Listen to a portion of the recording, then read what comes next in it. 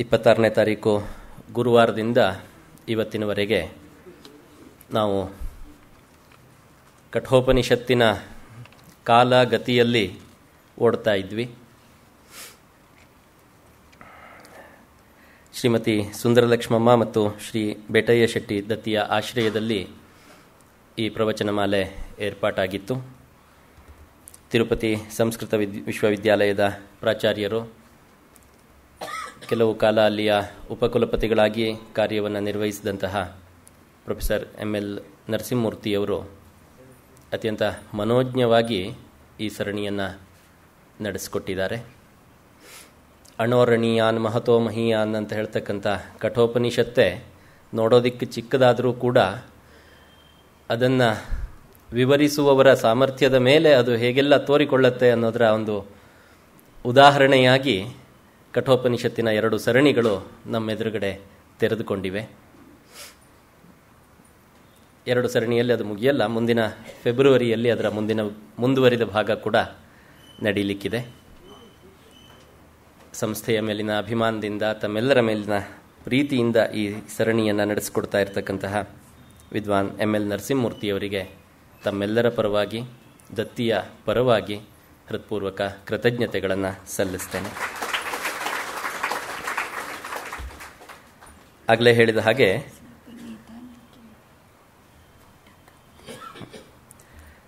ಸುಂದರಲಕ್ಷ್ಮಮ್ಮ ಮತ್ತು ಶ್ರೀ ಬೇಟಯ್ಯ ಶೆಟ್ಟಿ ದತ್ತಿಯ ಆಶ್ರಯದಲ್ಲಿ, ಬೇಟಯ್ಯ ಶೆಟ್ಟರ ಮಕ್ಕಳು ಏರ್ಪಡಿಸಿರ್ತಕ್ಕಂತಹ ದತ್ತಿಯ ಆಶ್ರಯದಲ್ಲಿ ಈ ಪ್ರವಚನಮಾಲೆ ನಡೆದಿದೆ. ಇದು ಈ ದತ್ತಿಯ 2ನೇ ವರ್ಷದ ಕಾರ್ಯಕ್ರಮ. ಈ ಸಂಸ್ಥೆಯೊಂದಿಗೆ ನಿರಂತರವಾದ ಸಂಪರ್ಕವನ್ನು ಮತ್ತು ಸಂಸ್ಥೆಯ ಚಟುವಟಿಕೆಗಳಲ್ಲಿ ನಿರಂತರವಾದ ಸಹಭಾಗಿತ್ವವನ್ನು ಹೊಂದಿರತಕ್ಕಂತಹ ಶ್ರೀ ಪತ್ತಿ ಶ್ರೀಧರ, ಶ್ರೀಮತಿ ಶಾಂತಾ ಶ್ರೀಧರ ಅವರ ಬಂಧುಗಳು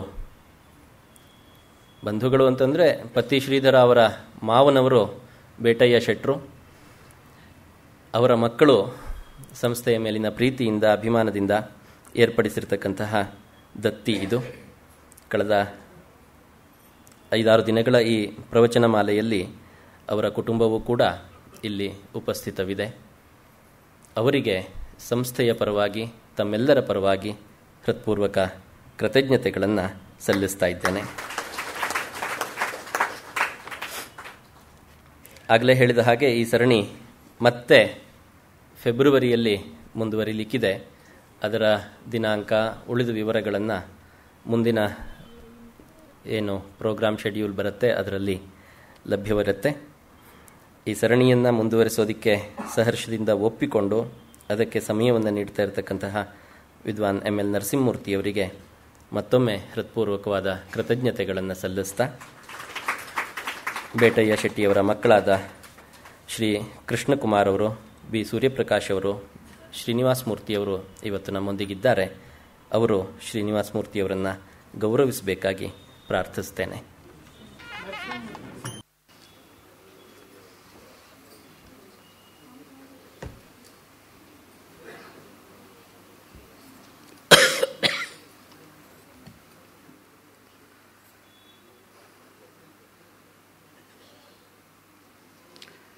ದೇವೀಂ ವಾಚಮಜನಯಂತ ದೇವಾಸ್ತಾಂ ವಿಶ್ವರೂಪಾಃ ಪಶವೋ ವದಂತಿ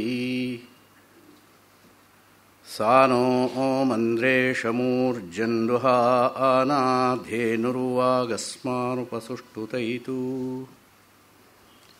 ಶರದಿಂದುವಿಕಾಸಿ ಮಂದಹಾಸಾಂ ಸ್ಫುರದಿಂದೀವರಲೋಚನಾಭಿರಾಮಾಂ ಅರವಿಂದಸಮಾನಸುಂದರಾಸ್ಯಾಂ ಅರವಿಂದಾಸನಸುಂದರೀಮುಪಾಸೇ. ಶ್ರುತಿಸ್ಮೃತಿಪುರಾಣಾನಾಮಾಲಯಂ ಕರುಣಾಲಯಂ ನಮಾಮಿ ಭಗವತ್ಪಾದಶಂಕರಂ ಲೋಕಶಂಕರಂ. ಗುರುರ್ಬ್ರಹ್ಮಾ ಗುರುರ್ವಿಷ್ಣುಃ ಗುರುರ್ದೇವೋ ಮಹೇಶ್ವರಃ. ಗುರುಃ ಸಾಕ್ಷಾತ್ ಪರಬ್ರಹ್ಮ ತಸ್ಮೈ ಶ್ರೀಗುರವೇ ನಮಃ. ಗಿರಾಮಾಹುರ್ದೇವೀಂ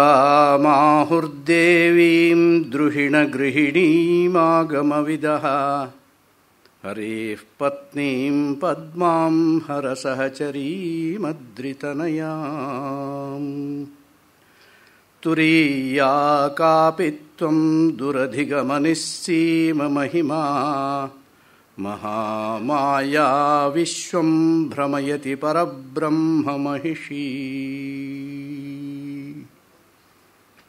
ನಮಃ ಸಭಾಯಿ.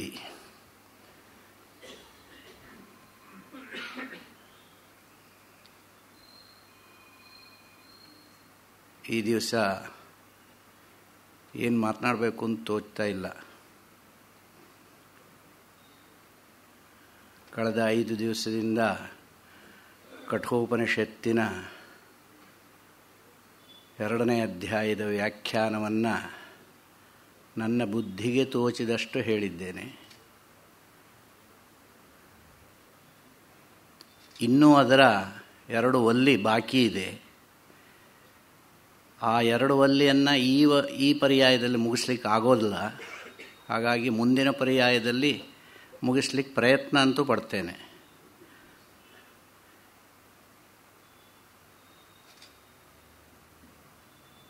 ಈ ಕಳೆದ 5 ದಿವಸಗಳಿಂದಲೂ ನಾನು ನೋಡ್ತಾ ಇದ್ದೇನೆ, ಆಸ್ತಿಕ ಬಂಧುಗಳೆಲ್ಲ ಅಹಮಹಮಿಕಯ ಬಂದು ಈ ಕಾರ್ಯಕ್ರಮದಲ್ಲಿ ಭಾಗವಹಿಸಿ ನನ್ನನ್ನು ಪ್ರೋತ್ಸಾಹಿಸಿದ್ದೀರಿ.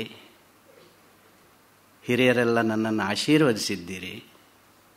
ತಮ್ಮೆಲ್ಲರಿಗೂ ಅತ್ಯಂತ ಹೃತ್ಪೂರ್ವಕವಾದಂತಹ ಕೃತಜ್ಞತೆಯನ್ನು ಆವಿಷ್ಕರಿಸ್ತಾ, ವಿಶೇಷವಾಗಿ ಇಂತಹ ಒಂದು ವಿದ್ವದ್ವೇದಿಕೆಯನ್ನು ಒದಗಿಸಿಕೊಟ್ಟಂತಹ ಗೋಖಲೆ ಸಾರ್ವಜನಿಕ ಸಂಸ್ಥೆಯ ಎಲ್ಲ ಪದಾಧಿಕಾರಿಗಳಿಗೂ, ಸಂಸ್ಥೆಗೂ, ಅದರಲ್ಲೂ ಪ್ರಾತಸ್ಮರಣೀಯರಾದಂತಹ ಈ ಸಂಸ್ಥೆಯ ಸಂಸ್ಥಾಪಕರಾದಂತಹ DV ಗುಂಡಪ್ಪನವರಿಗೂ ಕೂಡ ನನ್ನ ಹೃತ್ಪೂರ್ವಕವಾದಂತಹ ಕೃತಜ್ಞತೆಯನ್ನು ಸಮರ್ಪಿಸುತ್ತಾ, ಅವರ ಒಂದು ಪದ್ಯವನ್ನೇ ಆರಂಭ ಮಾಡ್ತಾ ಈ ದಿವಸದ ಕಾರ್ಯಕ್ರಮ ಶುರು ಮಾಡಿದರೆ ಯುಕ್ತವೇನೋ ಅನ್ನುವಂತಹ ದೃಷ್ಟಿಯಿಂದ ಆ ಒಂದು ಪದ್ಯವನ್ನು ಹೇಳಲಿಕ್ಕೆ ಬಯಸ್ತೇನೆ. ತಪ್ಪಾಗಿದ್ದಲ್ಲಿ ಕ್ಷಮಿಸಿ. ಹೊಸ ಚಿಗುರು ಹಳೆಬೇರು ಕೂಡಿರಲು ಮರಸೊಬಗು, ಹೊಸಯುಕ್ತಿ ಹಳೆತತ್ವದೊಡಗೂಡೆ ಧರ್ಮ, ಋಷಿವಾಕ್ಯದೊಳು ಕಲೆ ವಿಜ್ಞಾನ ಮೇಳವಿಸೆ, ಜಸವು ಜೀವನಕ್ಕೆ ಮಂಕುತಿಮ್ಮ. ಎಂತಹ ಅದ್ಭುತವಾದಂತಹ ಒಂದು ಪದ್ಯ. DVಜಿಯವರ ಆ ಮಂಕುತಿಮ್ಮನ ಕಗ್ಗವನ್ನು ಓದ್ತಾ ಇದ್ದರೆ ಸಂಪೂರ್ಣ ವೇದಾಂತವನ್ನು ಭಟ್ಟಿ ಇಳಿಸಿಬಿಟ್ಟಿದ್ದಾರೆ. ಕನ್ನಡದ ಭಗವದ್ಗೀತೆ ಅಂತಲೇ ಅದಕ್ಕೆ ಒಂದು ಹೆಸರಿದೆ. ಭಗವದ್ಗೀತೆಯ ಮಹಾತ್ಮ್ಯ ಎಷ್ಟಿದೆಯೋ ಅಷ್ಟೇ ರೀತಿಯಾದಂತಹ ತೂಕವಾದಂತಹ ಒಂದೊಂದು ಪದ್ಯಗಳು. ಹೊಸ ಚಿಗುರು ಹಳೆ ಬೇರು ಕೂಡಿರಲು ಮರಸೊಬಗು. ಮರದ ಸೊಬಗು ವಸಂತ ಮಾಸದಲ್ಲಿ ಚಿಗುರೊಡೆದಾಗ ಪಲ್ಲವಿತವಾಗಿ, ಪುಷ್ಪಿತವಾಗಿ, ಫಲಿತವಾಗಿ ಇರುವಂತಹ ಮರದ ಸೊಬಗೇ ಬೇರೆ. ಆದರೆ ಆ ಸೊಬಗು ಪ್ರತಿ ವಸಂತದಲ್ಲೂ ಕಾಣ್ತಾ ಇದ್ದರೂ ಕೂಡ ಬೇರು ಮಾತ್ರ ಹಳೆಯದೆ. ಆ ಬೇರು ಪೋಷಿಸ್ತಾ ಇರುತ್ತೆ ಆ ಮರವನ್ನು. ಹೊಸ ಚಿಗುರು ಹಳೆ ಬೇರು ಅಂದರೆ ಏನು? ಹಳೆಯದರ ಮೇಲೆ ಹೊಸ ಚಿಂತನೆಗಳು ಆವಿಷ್ಕಾರವಾಗ್ತಾ ಬರಬೇಕು. ಆವಾಗ ಹೊಸ ಹೊಸ ನಾವೀನ್ಯ ಅನ್ನುವಂಥದ್ದು ತೆರೆದುಕೊಳ್ತಾ ಹೋಗುತ್ತೆ. ಕೂಡಿರಲು ಮರ ಸೊಬಗು, ಹಾಗಾಗಿಯೇ ಇದ್ದಾಗ ಅದು ಮರ ಹೆಚ್ಚು ಶೋಭಾಯಮಾನವಾಗಿ ತೋರುತ್ತೆ. ಹೊಸ ಯುಕ್ತಿ ಹಳೆ ತತ್ವ, ತತ್ವವೇನೋ ಹಳೆಯದೇ, ವೇದೋದಿತವಾದ ತತ್ವಗಳು, ಅದರ ಚಿಂತನ ಪ್ರಕಾರ ಅನ್ನುವಂಥದ್ದು ಹೊಸ ಹೊಸ ರೀತಿಯಲ್ಲಿ, ಹೊಸ ಹೊಸ ಉದಾಹರಣೆಗಳೊಂದಿಗೆ, ಹೊಸ ಹೊಸ ಯುಕ್ತಿಗಳೊಂದಿಗೆ, ಹೊಸ ಹೊಸ ವಿಚಾರಧಾರೆಗಳೊಂದಿಗೆ, ಮೂಲಕ್ಕೆ ಚ್ಯುತಿಯಿಲ್ಲದ ರೀತಿಯಲ್ಲಿ ವಿಚಾರ ಮಾಡಿದಾಗ ಆ ವಿಚಾರದ ಒಂದು ವೈಖರಿ, ವಿಚಾರದ ಒಂದು ಸ್ವಾರಸ್ಯ ಅನುಭವೈಕ ವೇದ್ಯ. ಹೊಸ ಯುಕ್ತಿ ಹಳತತ್ವದೊಡಗೂಡೆ ಧರ್ಮ, ಋಷಿವಾಕ್ಯದೊಳಗೆ ಕಲೆ ವಿಜ್ಞಾನ ಮೇಳವಿಸೆ. ಋಷಿವಾಕ್ಯ, ಋಷೀಣಾಂ ಪುನರಾದ್ಯಾನಾಂ ವಾಚಮರ್ಥೋನುಧಾವತಿ, ಕಾಳಿದಾಸ ಹೇಳಿದ್ದಾನೆ. ಋಷಿಗಳು ಒಂದು ಮಾತನ್ನು ಆಡಿದರು ಅಂತ ಹೇಳಿದರೆ ಅವರು ಆಡಿದ ಮಾತನ್ನು ಹುಡುಕಿಕೊಂಡು ಅರ್ಥ ಬರುತ್ತಂತೆ. ಅಂತಹ ಒಂದು ಇವರು ಕೂಡ ಋಷಿತುಲ್ಯರೇ. ಇವರು ಹೇಳಿರುವಂತಹ ಈ ಮಾತು ಋಷಿವಾಕ್ಯದೊಡನೆ ಕಲೆ, ವಿಜ್ಞಾನ ಇವೆಲ್ಲವೂ ಸೇರಿದಾಗ ಜಸವು ಜೀವನಕ್ಕೆ ಮಂಕುತಿಮ್ಮ, ಜನಜೀವನಕ್ಕೆ ಇದೇ ಒಂದು ಪ್ರಬಲವಾದಂಥ ಸಾಮರ್ಥ್ಯವನ್ನು, ಶಕ್ತಿಯನ್ನು, ಹುರುಪನ್ನು, ಹೊಳಪನ್ನು, ಪ್ರೋತ್ಸಾಹವನ್ನು ಕೊಡುವಂಥದ್ದು. ಇದಕ್ಕೆ ಕಾಳಿದಾಸ ಒಂದು ಮಾತು ಹೇಳ್ತಾನೆ, ಪುರಾಣಮಿತ್ಯೇವ ನ ಸಾಧು ಸರ್ವಂ ನ ಚಾಪಿ ಕಾವ್ಯಂ ನವಮಿತ್ಯವದ್ಯಂ ಸಂತಃ ಪರೀಕ್ಷಾನ್ಯತರದ್ ಭಜಂತೆ ಮೂಢಃ ಪರಪ್ರತ್ಯನೇಯ ಬುದ್ಧಿ. ಇದೇ ಶ್ಲೋಕದ ತಾತ್ಪರ್ಯವನ್ನು ಡಿ ವಿ ಜಿಯವರು ಈಗ ನಾನು ಹೇಳಿರುವ ಶ್ಲೋಕದಲ್ಲಿ ಭಟ್ಟಿ ಇಳಿಸಿದ್ದಾರೆ. ಪುರಾಣಮಿತ್ಯೇವ ನ ಸಾಧು ಸರ್ವಂ, ಎಲ್ಲ ಹಳೇದೆಲ್ಲ ಚೆನ್ನಾಗಿದೆ. ಕೆಲವರು ವಾದ ಮಾಡೋದುಂಟು, ಎಲ್ಲ ಇದನ್ನೆಲ್ಲ ಹೇಳಿಬಿಟ್ಟಿದ್ದಾರೆ, ಪೂರ್ತಿ ವೇದದಲ್ಲಿ ಬಂದುಬಿಟ್ಟಿದೆ, ಎಲ್ಲವೂ ವೇದದಲ್ಲಿ ಬಂದಿದೆ ಅಂತ ಕೆಲವರು ವಾದ ಮಾಡ್ತಾರೆ.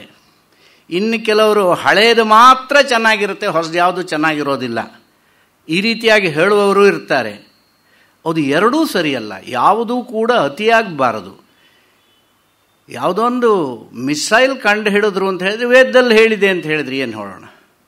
ಅಬ್ದುಲ್ ಕಲಾಂ ಕಂಡು ಹಿಡಿದ ಮಿಸೈಲು ಋಗ್ವೇದದಲ್ಲಿ ಬಂದುಬಿಟ್ಟಿದೆ ಅಂತ ಹೇಳಿದರೆ ಅಲ್ಲಿ ಬಂದಿರುವಂಥ ಸೂಚನೆ ಬೇರೆ, ಇದರ ಸ್ವರೂಪ ಬೇರೆ. ಹಾಗೆ ಹಳೆಯದೆಲ್ಲ ಪುರಾಣಮಿತ್ಯೇವ ನ ಸಾಧು ಸರ್ವ, ಹಳೆಯದೆಲ್ಲವೂ ಚೆನ್ನಾಗಿದೆ ಅಂತಲೂ ಹೇಳಬಾರದು. ದೋಷ ಅನ್ನುವಂಥದ್ದು ಕಾಲಾನುಕ್ರಮದಲ್ಲಿ ಸಂಘಟಿತವಾಗುತ್ತಾನೆ ಇರುತ್ತೆ. ಹಾಗಿರೋದ್ರಿಂದ ಪುರಾಣಮಿತ್ಯೇವ ನ ಸಾಧು ಸರ್ವಂ ನ ಚಾಪಿ ಕಾವ್ಯಂ ನವಮಿತ್ಯವದ್ಯಂ, ಹಾಗೆ ಹೊಸದಾದ ಕಾವ್ಯ ಅಂತ ಹೇಳಿ ಮಾತ್ರಕ್ಕೆ ಅದು ಅವಧ್ಯ, ನಿಂದಿತ ಅನ್ನುವಂಥ ರೀತಿಯಲ್ಲೂ ಹೇಳಬಾರ್ದು. ಹಳೇದು ಮಾತ್ರ ಚೆನ್ನಾಗಿರುತ್ತೆ, ಹೊಸದೆಲ್ಲ ಚೆನ್ನಾಗಿರೋದಿಲ್ಲ ಅಂತ. ಹಾಗಾದರೆ ಮತ್ತೇನು ಆಗಬೇಕು? ಹಳೇದಾಗಲಿ ಹೊಸದಾಗಲಿ ವಿಚಾರ ಮಾಡಬೇಕು. ವಿಚಾರ ಮಾಡಿದಾಗ ಯಾವುದರಲ್ಲಿ ಗ್ರಾಹ್ಯವಾದ ಅಂಶ, ಸಮಾಜಕ್ಕೆ ಉಪಯೋಗಿಯಾದಂತಹ ಅಂಶ, ಮನುಷ್ಯನ ಜೀವನದಲ್ಲಿ ಪ್ರಭಾವವನ್ನು ಬೀರುವಂತಹ ಅಂಶಗಳಿದ್ದಾವೋ ಅದನ್ನು ವಿಮರ್ಶೆ ಮಾಡಿ ಅವನು ತೆಗೆದುಕೊಳ್ಳಬೇಕು. ಮೂಢ ಪರಪ್ರತ್ಯನೇಯ ಬುದ್ಧಿ, ಮೂಢನಾದವನು, ಅಜ್ಞಾನಿಯಾದವನು ಇನ್ನೊಬ್ಬರು ಹೇಳಿಕೊಟ್ಟಿದ್ದಷ್ಟನ್ನೇ ತಿಳಿದು ಅದರಂತೆ ಹೋಗ್ತಾನೆ. ಇನ್ನೊಬ್ಬರು ಹೇಳಿಕೊಟ್ಟಿದ್ದಷ್ಟನ್ನೇ ತಿಳ್ಕೊಂಡು ಹೋಗುವವನು ಅಕಸ್ಮಾತ್ ಅವನ ಹೊಂಡದಲ್ಲಿ ಬೀಳಬಹುದು ಕೂಡ. ಅದಕ್ಕೋಸ್ಕರವಾಗಿ ವಿಮರ್ಶೆ ಮಾಡಬೇಕು. 4 ಜನರ ಕೌಟಿಲ್ಯ ಒಂದು ಮಾತು ಹೇಳ್ತಾನೆ, 4 ಜನರ ಅಭಿಪ್ರಾಯವನ್ನು ಕೇಳು, ನಿರ್ಣಯ ನೀನು ಮಾಡಿಕೊ ಅಂತ. ಅಭಿಪ್ರಾಯವನ್ನು ಯಾವಾಗಲೂ ಅಷ್ಟೇ ನಾವು ನಮ್ಮ ಜೀವನದಲ್ಲಿ ಈ ಮಾತನ್ನು ಅಳವಡಿಸಿಕೊಂಡ್ರೆ, ಯಾವುದೇ ಒಂದು ನಿರ್ಧಾರ ಮಾಡಬೇಕಾದ್ರೆ ಸ್ವಲ್ಪ ನಮಗೆ ಅಲ್ಲಿ ಒಂದು ಸಂದೇಹ ಬಂತು ಅಂದರೆ 4 ಜನ ತಿಳಿದವರ ಹತ್ರ ಅಭಿಪ್ರಾಯವನ್ನು ಕೇಳಬೇಕು. ಅಭಿಪ್ರಾಯವನ್ನೆಲ್ಲ ಕೇಳಿದಾಗ ಅದರಲ್ಲಿರುವಂತಹ ಸಾಧಕ ಬಾಧಕಗಳೆಲ್ಲ ನಮ್ಮ ಮನಸ್ಸಿಗೆ ಬಂದ ನಂತರ ನಿರ್ಣಯವನ್ನು ನಾವೇ ತಗೊಳ್ಬೇಕು. ಯಾಕೆಂದರೆ ತೆಗೆದುಕೊಳ್ಳುವ ನಿರ್ಣಯದ ಫಲಾಫಲ ಅವನಿಗೇ ಆದದ್ರಿಂದ ಜಾಗ್ರತೆಯಾಗಿ ಮಾಡಬೇಕು. ಇದು ಪುರಾಣಮಿತ್ಯೇವನ ಸಾಧು ಸರ್ವಂ ಇತ್ಯಾದಿ ವಾಕ್ಯಗಳ ಅಥವಾ ಹೊಸ ಚಿಗುರು ಹಳೆಬೇರು ಈ ರೀತಿಯಾಗಿರುವಂತಹ ಸೂಕ್ತಿಗಳ ಒಂದು ಸಾರ.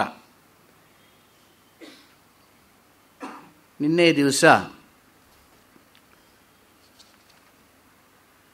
ಯಥೋದಕಂ ಶುದ್ಧೇ ಶುದ್ಧಮಾಸಿಕ್ತಂ ತಾದೃಗೇವ ಭವತಿ ಏವಂ ಮುನೇರ್ವಿಜಾನತ ಆತ್ಮ ಭವತಿ ಗೌತಮ. ಇದು ಕೊನೆಯ ಮಂತ್ರದ ವಿವರಣೆಯನ್ನು ನಿನ್ನೆ ಸಾಕಷ್ಟು ವಿಸ್ತಾರವಾಗಿ ಮಾಡಿದ್ದೇನೆ.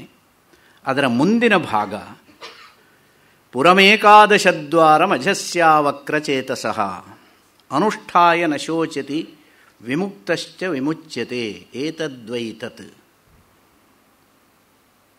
ಈ ಒಂದು ವಲ್ಲಿ ಸಂಪೂರ್ಣವಾಗಿ ಮುಗಿಯುವವರೆಗೂ, ಈ ಅಧ್ಯಾಯ ಮುಗಿಯುವವರೆಗೂ ಯತ್ತತ್ ಪಶ್ಯಸಿ ತದ್ವದ ಅಂತ ಯಾವ ಒಂದು ಪ್ರಶ್ನೆಯನ್ನು ಕೇಳಿದ್ದನೋ ಅದರದ್ದೇ ವಿವರಣೆ ಪುನಃ ಪುನಃ ಪುನಃ ಪುನಃ ಏತದ್ವೈತತು ಏತದ್ವೈತತು ಅಂತ ಹೇಳ್ತಾ ಇದ್ದಾರೆ.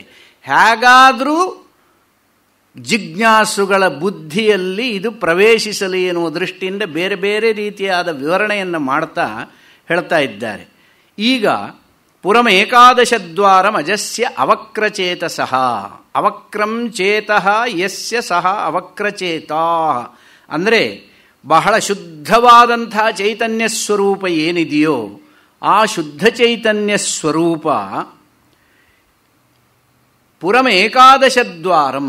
ಆ ಚೈತನ್ಯಕ್ಕೆ ಈ ದೇಹ ಇದೆಯಲ್ಲ, ಈ ದೇಹ ಒಂದು ಪುರ ಇದ್ದ ಹಾಗೆ. ಪುರ ಅಂತ ಹೇಳಿದರೆ ಪಟ್ಟಣ, ಪಟ್ಟಣ ಇದ್ದ ಹಾಗೆ. ಪಟ್ಟಣ ಅಂತ ಹೇಳಿದ ಮೇಲೆ ಪಟ್ಟಣಕ್ಕೆ ಒಂದು ಲಕ್ಷಣವಿರುತ್ತೆ. 4 ದಿಕ್ಕುಗಳಲ್ಲಿ 4 ಬಾಗಿಲುಗಳು ಇರಬೇಕು, ದ್ವಾರ ಅಂತ. ಇವಾಗ ಹೇಳಬೇಕು ಅಂದರೆ ಟೋಲ್ ಗೇಟ್ ಅಂತ ಹೇಳ್ತೀವಿ. ಆ ರೀತಿಯಾಗಿ ಅವನು ಪಟ್ಟಣವನ್ನು ಪ್ರವೇಶ ಮಾಡಬೇಕು ಅಂದರೆ ಟೋಲ್ ಫೀ ಕೊಟ್ಟೇ ಬರಬೇಕು. ಆ ರೀತಿಯಾಗಿ ಹಿಂದೂ ಕೂಡ ಅದೇ ರೀತಿಯಾಗಿ. ಇದೇ ಬೆಂಗಳೂರು ಹಿಂದೆ ಬೆಳಿಲಿಕ್ಕೆ ಮೊದಲು ಉತ್ತರ ದಕ್ಷಿಣ ಎಲ್ಲ ಇಂತಿಂಥ ಜಾಗದಲ್ಲಿ ಒಂದೊಂದು ದ್ವಾರಗಳು ಅಂತ. ಇವತ್ತು ಆ ದ್ವಾರಗಳೆಲ್ಲ ಸಿಟಿ ಮಧ್ಯದಲ್ಲಿ ಸೇರಿ ಹೋಗ್ಬಿಟ್ಟಿದೆ. ಹಾಗೆ ಈ ಒಂದು ದೇಹವೂ ಕೂಡ ಒಂದು ಪುರವಿದ್ದ ಹಾಗೆ. ಈ ಪುರದಲ್ಲಿ ಅನೇಕ ದ್ವಾರಗಳಿದ್ದಾವೆ. ಅದನ್ನೇ ಏಕಾದಶದ್ವಾರಂ. ಏಕಾದಶ ದ್ವಾರಗಳಿದ್ದಾವೆ ಅಂದರೆ ಏಕಾದಶ ಇಂದ್ರಿಯಗಳನ್ನಾದರೂ ಏಕಾದಶ ದ್ವಾರಗಳು ಅಂತ ಹೇಳಬಹುದು. ಯಾಕೆಂದರೆ ಆತ್ಮ ಹೊರಗಡೆ ವಿಚಾರ ಮಾಡಬೇಕಾದ್ರೆ, ಜ್ಞಾನವನ್ನು ಪಡೆಯಬೇಕಾದರೆ ಇಂದ್ರಿಯಗಳ ಮುಖಾಂತರವಾಗಿ ಹೊರಗೆ ಹೋಗುವಂಥದ್ದು. ಇಂದ್ರಿಯಗಳ ಮುಖಾಂತರ ಅಂದರೆ ಆತ್ಮ ಮನಸ್ಸಿನೊಡನೆ ಸಂಬಂಧವನ್ನು ಪಡೆದುಕೊಳ್ಳುತ್ತೆ. ಮನಸ್ಸು ಇಂದ್ರಿಯಗಳೊಡನೆ ಸಂಬಂಧ, ಇಂದ್ರಿಯಗಳು ವಿಷಯದ ಜೊತೆಯಲ್ಲಿ ಸಂಬಂಧ. ಹೀಗೆ ಆತ್ಮನಿಗೆ ವಿಷಯಗಳ ಒಂದು ಜ್ಞಾನ ಉಂಟಾಗುವ ಒಂದು ಕ್ರಮ.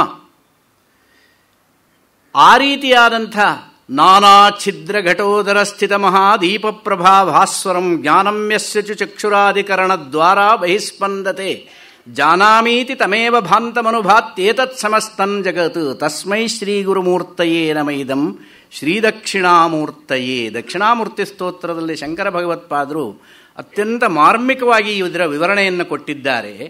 ನಾನಾ ಛಿದ್ರ ಘಟೋದರ ಸ್ಥಿತ ಮಹಾದೀಪ ಪ್ರಭಾ ಭಾಸ್ವರಂ. ಒಂದು ಮಡಿಕೆ ಇದೆ, ಆ ಮಡಿಕೆಗೆ ಅನೇಕ ರಂಧ್ರಗಳಿದ್ದಾವೆ, ಸುತ್ತ 10 ರಂಧ್ರಗಳಿದ್ದಾವೆ. ಒಂದು ದೀಪವನ್ನು ಇಲ್ಲಿಟ್ಟು ಆ ಮಡಿಕೆಯನ್ನು ಬೋರಲಾಗಿ ಆ ದೀಪದ ಮೇಲೆ ಹಾಕಿಬಿಟ್ರೆ ಆ ದೀಪದ ಪ್ರಕಾಶ ಆ ಮಡಕೆಯಲ್ಲಿರುವ ರಂಧ್ರಗಳಿಂದ ಹೊರಗೆ ಹೇಗೆ ಹೋಗುತ್ತೋ ಹಾಗೆ ದೀಪಸ್ಥಾನದಲ್ಲಿ ಇಲ್ಲಿರುವಂಥವನು ಜೀವಾತ್ಮ. ಅವನು ಈ ಏಕಾದಶ ಇಂದ್ರಿಯಗಳು ಅಂತ ಏನಿದ್ದಾವೋ ಈ ಇಂದ್ರಿಯಗಳ ಮುಖಾಂತರವಾಗಿ ಹೊರಗೆ ಹೋಗ್ತಾನೆ. ಇಲ್ಲಿದ್ದವನು ಹೊರಗೆ ಹೋಗುವ ಕ್ರಮ ಅದು. ಅವನು ವಸ್ತುತಃ ಸ್ವರೂಪದಲ್ಲೇ ಆಗುವಾಗ ಅವನು ಪರಮಾತ್ಮನೇ. ಆದರೆ ಇಲ್ಲಿ ಸೇರಿಕೊಂಡಾಗ ಅವನು ಜೀವಾತ್ಮ. ನಾಟಕದಲ್ಲಿ ಸೀತಾ ಪರಿತ್ಯಾಗ ಪ್ರಸಂಗ ಬಂದಾಗ ಅಥವಾ ಇನ್ಯಾವುದೋ ಒಂದು ಕರುಣರಸ ಭೂಯಿಷ್ಠವಾದಂತಹ ಒಂದು ಸನ್ನಿವೇಶ ಬಂದಾಗ ಪಾತ್ರಧಾರಿ ಅಳಬೇಕು ತಾನೆ. ನನಗೆ ಅಳೋ ಬರೋದಿಲ್ಲ ಅಂತ ನಿಂತ್ಕೊಂಡ್ರೆ ಆಭಾಸವಾಗುತ್ತೆ. ಅವನು ಆ ಪಾತ್ರಕ್ಕೆ ಅನುಗುಣವಾಗಿ ಅಭಿನಯವನ್ನು ಮಾಡಬೇಕು. ಹಾಗೇನೆಯೇ ಈ ಜೀವ ಅನ್ನುವಂಥವನು ಅಥವಾ ಆತ್ಮ ಇಲ್ಲಿ ಬಂದು ಸೇರಿಕೊಂಡಾಗ ಅವನು ಜೀವನ ರೂಪದಲ್ಲಿ ವ್ಯವಹಾರ ಮಾಡಬೇಕು. ಪರಮಾತ್ಮ ರೂಪದಲ್ಲಿ ಇಲ್ಲಿದ್ದಾಗ ವ್ಯವಹಾರ ಮಾಡಲಿಕ್ಕೆ ಆಗೋದಿಲ್ಲ. ಇಲ್ಲಿದ್ದಾಗ ಮಾಡುವ ವ್ಯವಹಾರಗಳೆಲ್ಲ ಜೀವನ ವ್ಯವಹಾರ. ರಾಮಾಯಣದಲ್ಲಿ ಹೇಳ್ತಾನೆ, ಆತ್ಮಾನಂ ಮಾನುಷಂ ಮನ್ಯೆ ರಾಮಂ ದಶರಥಾತ್ಮಜಂ. ನನ್ನನ್ನು ನಾನು ದಶರಥನ ಮಗನಾದಂತಹ ರಾಮ, ಆದರೆ ನಾನು ಅವತಾರ ಪುರುಷ ಅಂತ ನನ್ನನ್ನು ನಾನು ಅಂದ್ಕೊಂಡಿಲ್ಲ. ನಾನು ಮನುಷ್ಯ. ಅವನ ಅವತಾರ ಸಮಾಪ್ತಿ ಆಗುವವರೆಗೂ ಅವನು ಮನುಷ್ಯನಂತೆಯೇ ಬದುಕಿದ, ಮನುಷ್ಯನಂತೆಯೇ ಬಾಳಿದ, ಮನುಷ್ಯನಂತೆಯೇ ಅತ್ತು ಬಿಟ್ಟ, ಮನುಷ್ಯನಂತೆಯೇ ಪ್ರತಿಕ್ರಿಯೆಯನ್ನು ತೋರಿಸಿದ. ಅಷ್ಟೆಲ್ಲ ಮಾಡಿಯೂ ಕೂಡ ಎಷ್ಟು ಔನ್ನತ್ಯವನ್ನು ಒಬ್ಬ ಮನುಷ್ಯ ಪಡೀಲಿಕ್ಕೆ ಸಾಧ್ಯ ಅನ್ನುವಂಥದ್ದನ್ನು ನಮಗೆ ತೋರಿಸಿ ನಮಗೆ ಉಪದೇಶ ಮಾಡಿದ. ಸೀತೆಯನ್ನು ಕದ್ಕೊಂಡು ಹೋದ ರಾವಣ. ಕದ್ಕೊಂಡು ಹೋದಾಗ ಎಲ್ಲ ಕಡೆಯಲ್ಲಿ ಅವನು ರಾಮಾಯಣದಲ್ಲಿ ಆ ವರ್ಣನೆಯನ್ನು ಓದ್ತಾ ಇದ್ದರೆ ನಮಗೆ ಅಳು ಬರುತ್ತೆ. ಎಲ್ಲ ಕಡೆಯಲ್ಲಿ ಪ್ರತಿಯೊಂದು ಮರಗಳನ್ನೂ ಕೇಳಿದಾಗ ನೀವು ನೋಡಿದಿರಾ ಸೀತೆಯನ್ನು, ನೀವು ನೋಡಿದಿರಾ ಎಲ್ಲೆಲ್ಲಿ ಯಾರ್ಯಾರು ಕಂಡರೂ ಕೂಡ ಸೀತೆಯಲ್ಲಿ ಸೀತೆಯಲ್ಲಿ ಸೀತೆಯಲ್ಲಿ ಅಂತ ಕೇಳ್ತಾನೆ. ಸಹಜವಾದ ಮನುಷ್ಯನ ಒಂದು ಪ್ರತಿಕ್ರಿಯೆ ಹೇಗಿರುತ್ತೆ ದುಃಖ ಸಂದರ್ಭದಲ್ಲಿ, ಅದೇ ರೀತಿಯಾಗಿ ಅವನು ವ್ಯವಹಾರ ಮಾಡಿದ್ದಾನೆ. ಕೆಲವರು ಕೇಳೋದುಂಟು, ರಾಮಾಯಣದ ಪ್ರಸಂಗದಲ್ಲಿ ರಾಮ ವಿಷ್ಣುವಿನ ಅವತಾರ ಅಂತ ಹೇಳ್ತೀರಾ, ಅವತಾರ ಅಂತ ಆಗಿಬಿಟ್ರೆ ಅವನಿಗೆಲ್ಲವೂ ಗೊತ್ತಿರಬೇಕಲ್ಲ. ಸೀತೆಯನ್ನು ಕದ್ಕೊಂಡು ಹೋದವನು ಯಾರು ಅಂತ ಗೊತ್ತಿಲ್ವಾ?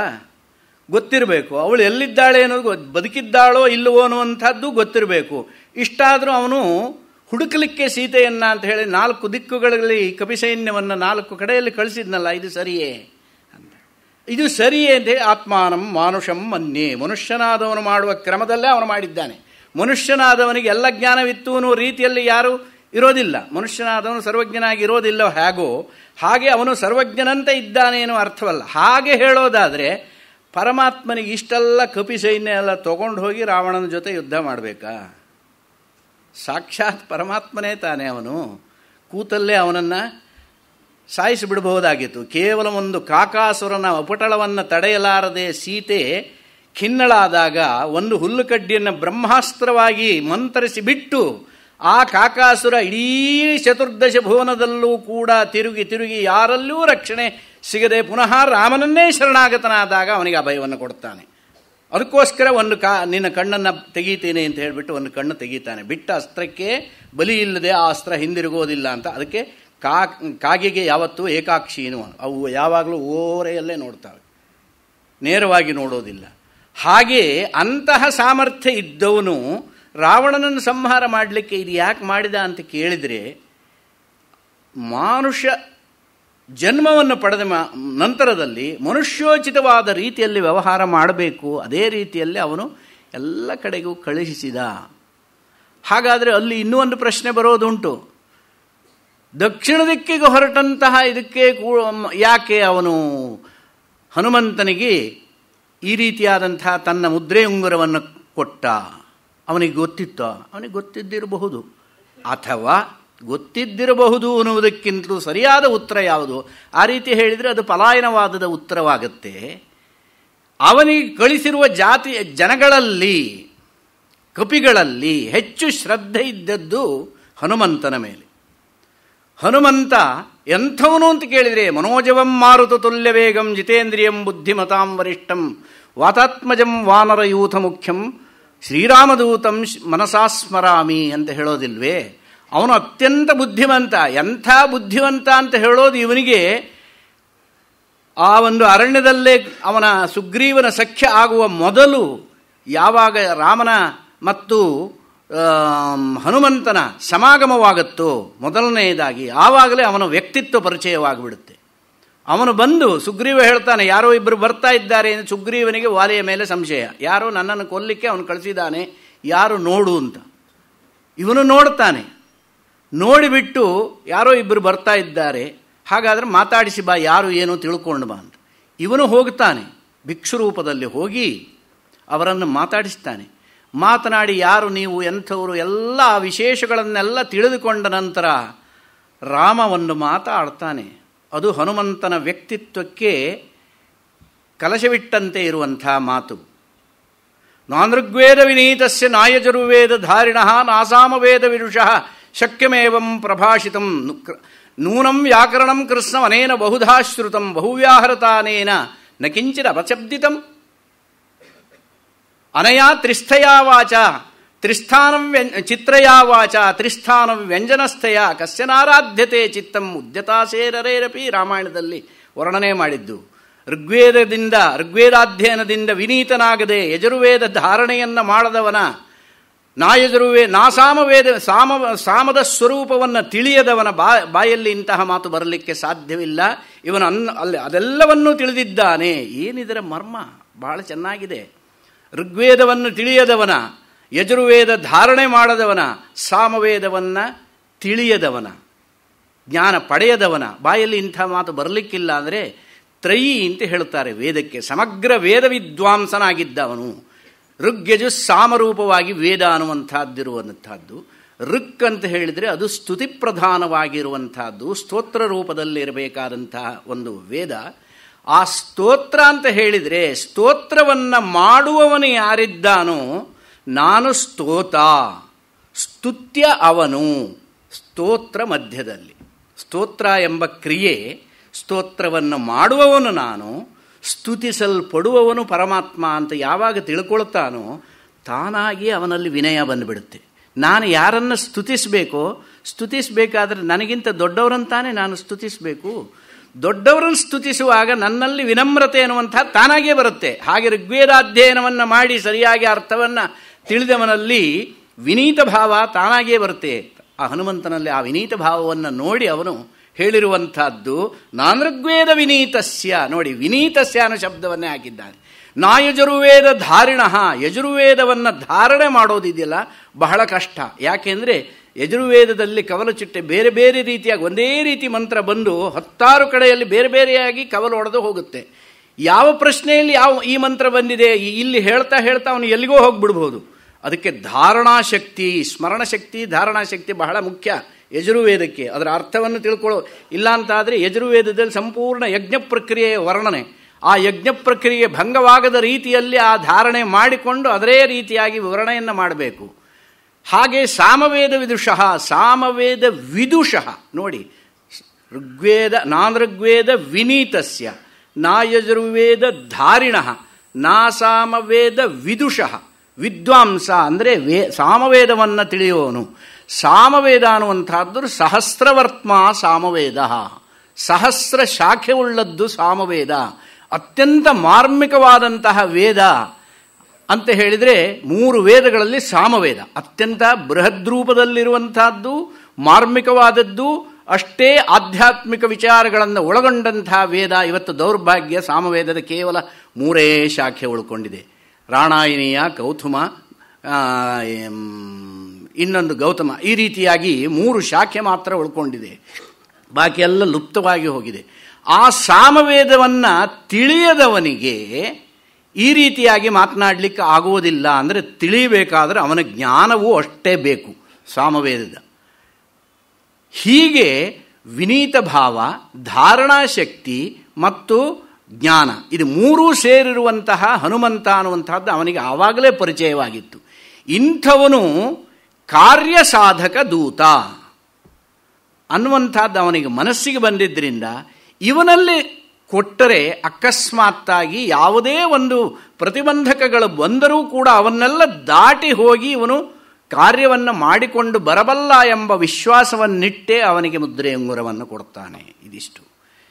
ಹೀಗೆ ಇಲ್ಲಿ ರಾಜ ಅನ್ನುವಂಥವನು ಹೇಗೆ ಒಂದು ಪಟ್ಟಣದಲ್ಲಿ ವಾಸ ಮಾಡ್ತಾ ಇದ್ದರೆ ಆ ರಾಜ ಪಟ್ಟಣಕ್ಕೆ ಅಧಿಕಾರಿಯೋ, ಈ ಒಂದು ದೇಹ ಅನ್ನುವಂತಹ ಪಟ್ಟಣಕ್ಕೆ ಜೀವ ಅನ್ನುವಂಥವನೇ ರಾಜ ಇದ್ದ ಹಾಗೆ. ನಾನಾ ಛಿದ್ರ ಘಟೋದರ ಸ್ಥಿತ ಮಹಾದೀಪ ಪ್ರಭಾ ಭಾಸ್ವರಂ ಜ್ಞಾನಂ ಯಸ್ಯತು ಚಕ್ಷುರಾಧಿಕರಣ ದ್ವಾರ ಬಹಿಸ್ಪಂದತೆ. ಆ ಒಂದು ಮಡಕೆ ಒಳಗಿನ ದೀಪದಿಂದ ಪ್ರಕಾಶ ಹೊರಗೆಲ್ಲ ಹೇಗೆ ವ್ಯಾಪಿಸಿತ್ತೋ ಹಾಗೆ ಇಲ್ಲಿರುವ ಜೀವಚೈತನ್ಯದ ಒಂದು ಗಮನ ಎಲ್ಲ ವಿಷಯಗಳ ಜೊತೆ ಸಂಬಂಧವನ್ನು ಪಡೆಯಬೇಕಾದರೆ ಇಂದ್ರಿಯಗಳ ಮುಖಾಂತರವಾಗಿ ಹೊರಗೆ ಹೋಗುತ್ತೆ. ಜಾನಾಮೀತಿ ತಮೇವ ಭಾಂತಮನುಭಾತ್ಯೇತತ್ ಸಮಸ್ತಂ ಜಗತ್ತು. ನಿಜವಾಗಿ ವಸ್ತು ಪ್ರಕಾಶಿಸುತ್ತಾ? ವಸ್ತು ಪ್ರಕಾಶಿಸೋದಿಲ್ಲ. ಪ್ರಕಾಶಿಸೋದು ಯಾವತ್ತು ದೀಪ. ದೀಪ ಬೆಳಗುತ್ತೆ, ವಸ್ತು ಕಾಣುತ್ತೆ. ವಸ್ತು ಪ್ರಕಾಶಿಸೋದಿಲ್ಲ. ಅದಕ್ಕೋಸ್ಕರವಾಗಿ ಜಾನಾಮಿ ಅಂತ ನಾವು ನನಗೆ ಗೊತ್ತಾಯಿತು ಅಂದರೆ ಗೊತ್ತು ಮಾಡಿಕೊಳ್ಳುವವನು ನಾನು, ಇಲ್ಲಿದ್ದವನು ಗೊತ್ತು ಮಾಡಿಕೊಳ್ತಾನೆ, ಇಲ್ಲಿದ್ದವನು ಇಂದ್ರಿಯಗಳ ಮುಖಾಂತರ ಹೊರಗೆ ಹೋಗಿ ಇಲ್ಲೇ ತಿಳ್ಕೊಳ್ತಾನೆ. ಆ ರೀತಿಯಾಗಿ ಈ ಪುರಸ್ವಾಮಿಯಾದಂತಹ ಈ ಜೀವ ಇಲ್ಲಿದ್ದಾನೆ. ಇದು ಪುರ, ಏಕಾದಶ ಇಂದ್ರಿಯಗಳು ಅಥವಾ 2 ಕಣ್ಣು, 2 ಕಿವಿ, 2 ಮೂಗಿನ ಹೊಳ್ಳೆ, ಬಾಯಿ, ಇದಿಷ್ಟು ಸಪ್ತ ಶೀರ್ಷಣ್ಯಗಳು ಅಂತ ಹೇಳ್ತಾರೆ. ಈ 7 ಮತ್ತು ಅಧೋದ್ವಾರ 3, ನಾಭಿಸಹಿತವಾಗಿ 3 ದ್ವಾರಗಳು, 7 3 10 ಮನಸ್ಸು ಅನ್ನುವಂಥ ಒಟ್ಟು 11. ಹೀಗೆ 11 ರಂಧ್ರಗಳಿಂದ ಕೂಡಿರುವಂತಹ ಈ ಶರೀರ ಏನಿದೆಯೋ, ಪುರಮೇಕಾದಶದ್ವಾರಂ ಅಜಸ್ಯ ಅವಕ್ರಚೇತಸಃ. ಅಜಸ್ಯ, ಹುಟ್ಟು ಸಾವು ಇಲ್ಲದೆ ಇರುವಂಥವನು ಈ ಆತ್ಮ. ಅನುಷ್ಠಾಯನ ಶೋಚತಿ ವಿಮುಕ್ತಶ್ಚ ವಿಮುಚ್ಯತೆ. ಇವನೇ ಇಲ್ಲಿದ್ದುಕೊಂಡು ಎಲ್ಲವನ್ನೂ ಕೂಡ ತಿಳಿದಂತಹ ಈ ಆತ್ಮ, ತಿಳಿಯುವಂಥವನು ಏನೇನನ್ನು ಮಾಡಿದರೂ ಕೂಡ ಅವನಿಗೆ ಯಾವುದರ ಸಂಬಂಧವೂ ವಸ್ತುತಃ ಇಲ್ಲ. ಆಕಾಶಕ್ಕೆ ಯಾವುದಾದರೂ ಲೇಪನವಾಗುತ್ತೋ? ಹೊಗೆ ಹೋಗುತ್ತೆ. ಹೊಗೆ ಹೋದರೆ ಗೋಡೆ ಎಲ್ಲ ಕಪ್ಪಾಗುತ್ತೆ, ಆಕಾಶ ಕಪ್ಪಾಗುತ್ತೋ? ಹೇಗೆ ಆಕಾಶ ನಿರ್ಲಿಪ್ತವೋ ಹಾಗೆ ಆತ್ಮಸ್ವರೂಪವೂ ಕೂಡ ನಿರ್ಲಿಪ್ತ. ಅಂತಹ ಆತ್ಮನನ್ನು ತಿಳಿದುಕೊಂಡ್ರೆ ವಿಮುಕ್ತಶ್ಚ ವಿಮುಚ್ಯತೆ. ಇಲ್ಲಿದೆ ಸ್ವಾರಸ್ಯ. ವಿಮುಕ್ತಶ್ಚ ವಿಮುಚ್ಯತೆ. ವಿಮುಕ್ತನಾದವನು ಪುನಃ ವಿಮುಕ್ತನಾಗ್ತಾನೆ. ಏನಿದ್ರ ಅರ್ಥ? ಒಂದೊಂದು ಮಂತ್ರಗಳಲ್ಲಿ ಒಂದೊಂದು ರಹಸ್ಯವನ್ನು ಇಟ್ಟುಬಿಡುತ್ತಾರೆ. ಅದನ್ನು ತಿಳಿಸಬೇಕು ಅಂದರೆ ಎಷ್ಟೋ ಶೀರ್ಷಾಸನ ಮಾಡಬೇಕು. ವಿಮುಕ್ತಶ್ಚ ವಿಮುಚ್ಯತೆ, ವಿಮುಕ್ತನಾದವನು ಮತ್ತೆ ಮುಕ್ತನಾಗುವುದು ಅಂತ ಹೇಳಿದರೆ ಏನರ್ಥ? ವಿಮುಕ್ತನಾಗುತ್ತಾನೆ. ವಿಮುಕ್ತನಾಗುವುದು ಅಂತ ಹೇಳಿದರೆ ಮುಕ್ತಿ ಅಂದರೆ ಯಾವುದು? ಮುಕ್ತಿ ಅಂತ ಹೇಳಿದರೆ ಬಿಡುಗಡೆ, liberation. It is nothing but liberation. Liberation ಅಂದರೆ ಲಿಬರೇಷನ್ ಫ್ರಮ್ ವಾಟ್?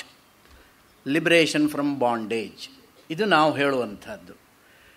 ಲಿಬರೇಷನ್ ಅಂದರೆ ಮುಕ್ತಿ, ಬಿಡುಗಡೆ ಆಗಬೇಕಾದ್ರೆ ಯಾವುದರಿಂದ ಬಿಡುಗಡೆ? ಬಂಧ ಆಗಿರಬೇಕೆ. ಬಂಧ ಇಲ್ಲದೆ ಇದ್ದವನಿಗೆ ಬದ್ಧನಾಗದವನು ಬಿಡುಗಡೆ ಹೊಂದಿದ ಅಂತ ಹೇಳಲಿಕ್ಕಾಗೋದಿಲ್ಲ. ಹಾಗಾದರೆ ಆ ಬಂಧ ಯಾವುದು? ಇದೇ ಬಂಧ. ಈ ಶರೀರೇಂದ್ರಿಯಗಳೇ ಬಂಧ, ಜನನ ಮರಣಗಳೇ ಬಂಧ. ಸಂಸಾರಿ, ಜೀವ, ಸುಖಿ, ದುಃಖಿ, ಈ ರೀತಿಯಾಗಿ ನಾವು ತಿಳ್ಕೊಂಡಿದ್ದೀವಲ್ಲ, ಇದೇ ಬಂಧ. ಇದನ್ನ ಯಾರು ಆತ್ಮ ಸಾಕ್ಷಾತ್ಕಾರ ಮಾಡಿಕೊಳ್ತಾನೋ ಅವನು ವಿಮುಕ್ತನಾಗ್ತಾನೆ. ಪುನಃ ಈ ಜನ್ಮ ಮರಣ ಪ್ರವಾಹದಲ್ಲಿ ಅವನು ಬೀಳೋದಿಲ್ಲ, ಅವನು ಮುಕ್ತ. ಯಾರೋ ಮೊನ್ನೆ ಒಬ್ಬರು ಮಹಾತ್ಮರು ಒಂದು ಪ್ರಶ್ನೆ ಮಾಡಿದ್ರು, ಚಂದ್ರಶೇಖರ ಭಾರತೀ ಸ್ವಾಮಿಗಳ ವಿಚಾರದಲ್ಲಿ ಪೂಜೆ ಮಾಡಿದಾಗ ನನಗೆ ಇನ್ನೂ ಎಷ್ಟು ದಿವಸ ಈ ಜನ್ಮದಲ್ಲೇ ಈ ದೇಹವನ್ನು ಸವೆಸಬೇಕು ಅಂತ ಅವರು ತಾಯಿ ಶಾರದೆಯಲ್ಲಿ ಕೇಳ್ತಾ ಇದ್ರು, ಏನು ಇದರ ಅರ್ಥ ಅಂತ. ಇಲ್ಲಿ ವಿಶೇಷವಾದ ಸ್ವಾರಸ್ಯ ಅಂತ ಹೇಳಿದರೆ, ಜೀವನ್ಮುಕ್ತ ದಶೆ ಎನ್ನುವಂಥದ್ದು ಇದೆಯಲ್ಲ, ಜೀವನ್ಮುಕ್ತರಾದವರಿಗೆಲ್ಲರಿಗೂ ಕೂಡ ಅವರಿಗೆ ಮುಕ್ತರು ಅಂತ ಹೇಳೋದು, ಅವರಿಗೆ ಆನಂತರದಲ್ಲಿ ವಿಮುಚ್ಯತೆ ಎನ್ನುವಂಥದ್ದು ಹೇಳೋದು. ಹೇಗೆ ಅಂತ ಕೇಳಿದರೆ, ಜೀವನ್ಮುಕ್ತರಾದವರಿಗೆ ಈ ದೇಹದಲ್ಲಿ ಆತ್ಮಬುದ್ಧಿ ಇರೋದಿಲ್ಲ. ದೇಹೇಂದ್ರಿಯಾದಿಗಳಲ್ಲಿ ಅವರಿಗೆ ಯಾವುದೇ ಒಂದು ಆಸ್ಥೆ ಎನ್ನುವಂಥದ್ದು, ಮಮತಾ ಬುದ್ಧಿ ಎನ್ನುವಂಥದ್ದು ಇರೋದಿಲ್ಲ. ನಮಗೆ ಹೇಗಿದೆಯೋ ಈ ದೇಹವೇ ನಾನು, ನನ್ನದು, ಎಲ್ಲ ನಾನು, ನನ್ನದು, ನಾನು ನನ್ನ ಪ್ರಪಂಚ ಸಂಪೂರ್ಣವಾಗಿ ನಿಂತಿರೋದು ಇದು ಎರಡರ ಮೇಲೆ, ನಾನು ಮತ್ತು ನನ್ನದು. ನಾನು ಇಲ್ಲ, ನನ್ನದು ಇಲ್ಲ. ನಾನು ಬಿಟ್ಟರೆ ನನ್ನದು ಬಿಟ್ಟು ಹೋಗುತ್ತೆ. ನಾನು ಅನ್ನುವಂಥದ್ದೇ ದೊಡ್ಡ ಗ್ರಂಥಿ, ದೊಡ್ಡ ಗಂಟು. ಆ ಗಂಟನ್ನು ಬಿಚ್ಚಬೇಕು ನಾವು. ಭಿದ್ಯತೆ ಹೃದಯ ಗ್ರಂಥಿ ಛಿದ್ಯಂತೆ ಸರ್ವ ಸಂಶಯ ಕ್ಷೀಯಂತೆ ಚಾಸ್ಯ ಕರ್ಮಾಣಿ ತಸ್ಮಿನ್ ದೃಷ್ಟೇ ಪರಾವರೇ. ಆ ಪರಾವರ ಸ್ವರೂಪಿಯಾದಂಥ ಪರಮಾತ್ಮನನ್ನ, ನಿನ್ನ ಸ್ವರೂಪವನ್ನ, ಅವೆರಡರ ಐಕ್ಯವನ್ನ ತಿಳಿದಿದ್ದೇ ಆದರೆ ಭಿದ್ಯತೆ ಹೃದಯ ಗ್ರಂಥಿ, ಹೃದಯದಲ್ಲಿರುವಂತಹ ಈ ಅಜ್ಞಾನವೆಂಬ ಗ್ರಂಥಿ, ಗ್ರಂಥಿ ಅಂದರೆ ಗಂಟು, ಗ್ರಂಥಿಗೆ ಅಂಗಡಿದಲ್ಲ. ಗ್ರಂಥಿ ಎಂದು ಕೂಡಲೇ ಕೆಲವರು, ಯಾರೊಬ್ಬರು ತಮಾಷೆಯಾಗಿ ಹೇಳ್ತಾ ಇದ್ದೀನಿ, ಯಾರೊಬ್ಬರು ಈ ತರಹ ವಿವರಣೆಯನ್ನು ಕೊಟ್ಟಿದ್ದು ನನ್ನ ಕಿವಿ ಬಿದ್ದಿತ್ತು. ಗ್ರಂಥಿ ಅಂತ ಹೇಳಿದರೆ ಗ್ರಂಥಿಗೆ ಅಂಗಡಿಯಲ್ಲಿ ಸಿಗುವಂತಹ ಸುವಾಸನಮಯವಾದಂತಹ ಪದಾರ್ಥಗಳಿರ್ತಾವಲ್ಲ, ಈ ರೀತಿ ಒಂದು ವಿವರಣೆಯನ್ನು ಕೊಟ್ಟಿದ್ರು. ಗ್ರಂಥಿ ಶಬ್ದಕ್ಕೆ ಗಂಟು ಅಂತ ಅರ್ಥ. ಆ ಭಿದ್ಯತೆ ಹೃದಯ ಗ್ರಂಥಿ, ಹೃದಯದಲ್ಲಿ ಯಾವ ವಾಸನೆ ಇರುತ್ತೆ? ಗಂಧಿಗೆ ಅಂಗಡಿಯಲ್ಲಿದ್ದಂತಹ ವಾಸನೆ. ಆ ರೀತಿಯಾಗಿ ಆಗ್ಲಿಕ್ಕೆ ಆಗೋಲ್ಲ. ಹೃದಯದಲ್ಲಿರುವಂತಹದ್ದು ಅಜ್ಞಾನವೆಂಬ ಗಂಟು. ಯಾವುದು ಅಜ್ಞಾನವೆಂಬ ಗಂಟು? ನಾನು, ನನ್ನದು ಎನ್ನುವಂತಹ ಗಂಟು. ಇದನ್ನು ಬಿಟ್ಟರೆ ಅವನು ಮುಕ್ತನಾಗ್ತಾನೆ. ಇದನ್ನು ಬಿಡೋದು ಅಷ್ಟು ಸುಲಭವಾಗಿ ಆಗೋದಿಲ್ಲ. ಆ ರೀತಿಯಾಗಿ ಇರುವಂಥವ್ರು ಯಾರು ಅಂತ ಕೇಳಿದ್ರೆ, ಕಂಚಿ ಪರಮಾಚಾರ್ಯರು, ಶೃಂಗೇರಿ ಚಂದ್ರಶೇಖರ ಭಾರತೀ ಸ್ವಾಮಿಗಳು, ಸಚ್ಚಿದಾನಂದ ಶಿವಾಭಿನವ ನರಸಿಂಹ ಭಾರತೀ ಸ್ವಾಮಿಗಳು, ಹಾಗೆ ರಮಣ ಮಹರ್ಷಿಗಳು, ವೆಂಕಟಾಚಲಂ ಅವರು, ಹಾಗೆ ಸದಾಶಿವ ಬ್ರಹ್ಮೇಂದ್ರರು, ಇಂಥವರೆಲ್ಲ ಮುಕ್ತರಾದವರು. ಅವರ ವ್ಯವಹಾರವನ್ನು ನೀವು ಗಮನಿಸಿದರೆ, ಪ್ರಾಪಂಚಿಕ ವ್ಯವಹಾರದಲ್ಲಿ ಅವರಿಗೆ ಏನಾದರೂ ಆಸ್ಥೆ ಇರ್ತಿತ್ತೋ? ಯಾರು ಬಂದು ನಮಸ್ಕಾರ ಮಾಡಿದರೂ ಅವರು ಅದಕ್ಕೆ ಪ್ರತಿಕ್ರಿಯೆ ಏನಿಲ್ಲ. ಯಾರು ನನಗೆ ನಮಸ್ಕಾರ ಮಾಡೋದಕ್ಕೆ ನೀನು ಯಾರು, ನಾನು ಯಾರು? ನೀ ನಮಸ್ಕಾರ ಮಾಡೋನು, ನಾನು ನಿನಗೆ ಆಶೀರ್ವಾದ ಮಾಡೋದಕ್ಕೆ ನಾನು, ನೀನು ಅಂತ ಅವರಲ್ಲಿ ಇದ್ರೂ ತಾನೆ. ನೀನೇ ನಾನು, ನಾನೇ ನೀನು, ನನಗಿಂತ ಬೇರೆಯಾಗಿ ನೀನು ಅನ್ನುವಂಥ ಒಂದು ಪದಾರ್ಥವನ್ನೇ ಅವರು ಒಪ್ಪದೇ ಇರುವಂತಹ ಸ್ಥಿತಿಗೆ ತಲುಪಿದಾಗ ಅವರು ನಮಸ್ಕಾರ ಮಾಡಿದವರನ್ನೂ ನೋಡೋದಿಲ್ಲ, ಅವರು ನಮಸ್ಕಾರ್ಯರೂ ಅಲ್ಲ. ನಮಸ್ಕಾರ, ನಮಸ್ಕಾರ್ಯ, ಇರುವಂಥದ್ದು ಯಾವುದು? ನಮಸ್ಕರ್ತ. ಈ ಮೂರು ಬಂದಾಗ ಅದು ತ್ರಿಪುಟಿ, ಅದನ್ನೇ ಭೇದ ಅಂತ ಹೇಳುವಂಥದ್ದು. ಅದು ಇಲ್ಲದೆ ಆ ದಶೆಯನ್ನು ದಾಟಿ ಸರ್ವಂ ಖಲ್ವಿದಂ ಬ್ರಹ್ಮ ಅಹಂ ಬ್ರಹ್ಮೈವಾಹಮಸ್ಮಿ ಅನ್ನುವಂತಹ ಒಂದು ಸಾಕ್ಷಾತ್ಕಾರವನ್ನು ಪಡೆದುಕೊಂಡಂಥವರೇ ಜೀವನ್ಮುಕ್ತರು. ಅವರಿಗೆ ಇವನು ನನ್ನವನು, ಇವನು ಪರಕೀಯ, ಈ ರೀತಿಯಾದ ಭೇದ ಭಾವನೆಯೇ ಬರೋದಿಲ್ಲ. ವಸುಧೈವ ಕುಟುಂಬಕಂ ಅನ್ನುವಂಥದ್ದು ಆ ಅರ್ಥದಲ್ಲೇ ಬರುತ್ತೆ. ಸಮಗ್ರವಾಗಿ ಪ್ರಪಂಚದಲ್ಲಿ ಇರುವಂತಹ ಸರ್ವ ಪದಾರ್ಥವು ಆ ಪರಮಾತ್ಮ ಸ್ವರೂಪವೇ, ಪರಮಾತ್ಮನ ಅಭಿವ್ಯಕ್ತಿಯೇ ಇರುವಂತಹದ್ದು. ಕಾಣುವಂತಹ ಶಿಲೆಗಳೆಲ್ಲ ಪರಮಾತ್ಮ ಸ್ವರೂಪವೇ. ವೆಂಕಟೇಶ ಮಂದಿರದಲ್ಲಿರುವ ಆ ವಿಗ್ರಹ ಶಿಲೆ, ಆ ಶಿಲೆಯಲ್ಲಿ ನಿಮಗೆ ಪರಮಾತ್ಮ ಬುದ್ಧಿ ಬರುತ್ತೆ ಅಂತಾದರೆ ಅದು ಸೀಮಿತವಾದ ಬುದ್ಧಿ. ಅಲ್ಲಿ ಹೋದರೆ ಮಾತ್ರ ನೀವು ಕೈ ಮುಗೀತೀರ. ಇಲ್ಲಿರುವ ಮೆಟ್ಲು ಕಲ್ಲಿ ಕೈ ಮುಗಿತೀರಾ? ಮೆಟ್ಟಲಿನಲ್ಲಿರುವಂತಹದ್ದು ಅದೇ ಕಲ್ಲು. ಕಲ್ಲಿನಲ್ಲಿ ಚೈತನ್ಯವಿದೆಯೇ? ನಿಮ್ಮ ಅನುಭವಕ್ಕೆ ಬರೋದಿಲ್ಲ. ಆದರೆ ಕೈ ಅಲ್ಲೇ ಮುಗಿತೀರ.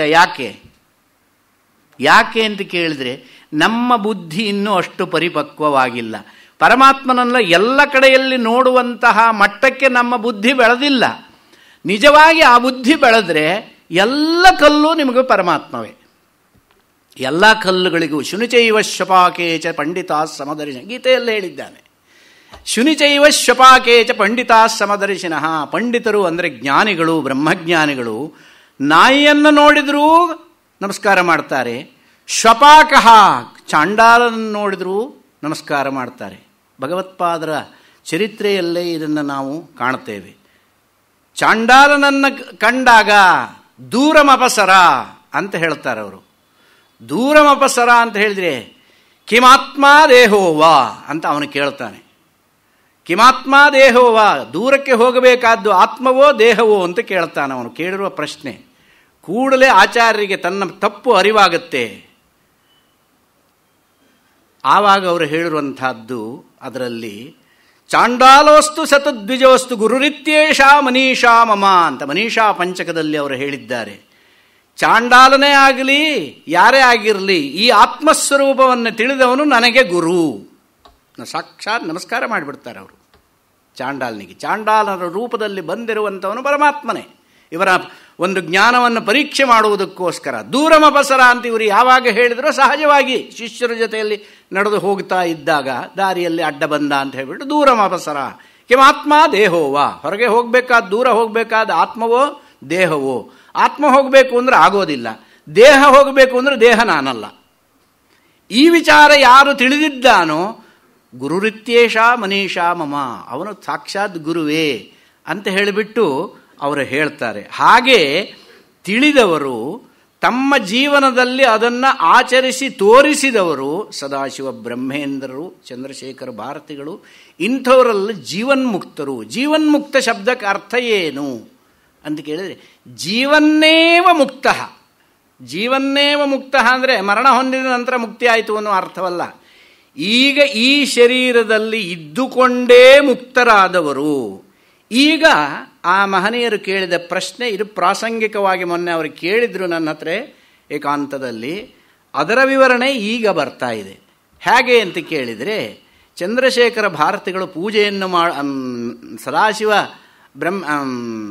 ಸಚ್ಚಿದಾನಂದ ಶಿವಾಭಿನವ ನರಸಿಂಹ ಭಾರತೀ ಸ್ವಾಮಿಗಳು ಪೂಜೆ ಮಾಡುವಾಗ ಜ್ವರ ಬಂದಿತ್ತು ಇತ್ಯಾದಿ ವಿಚಾರವನ್ನು ನಾನು ಮೊನ್ನೆ ಹೇಳಿದ್ದೆ.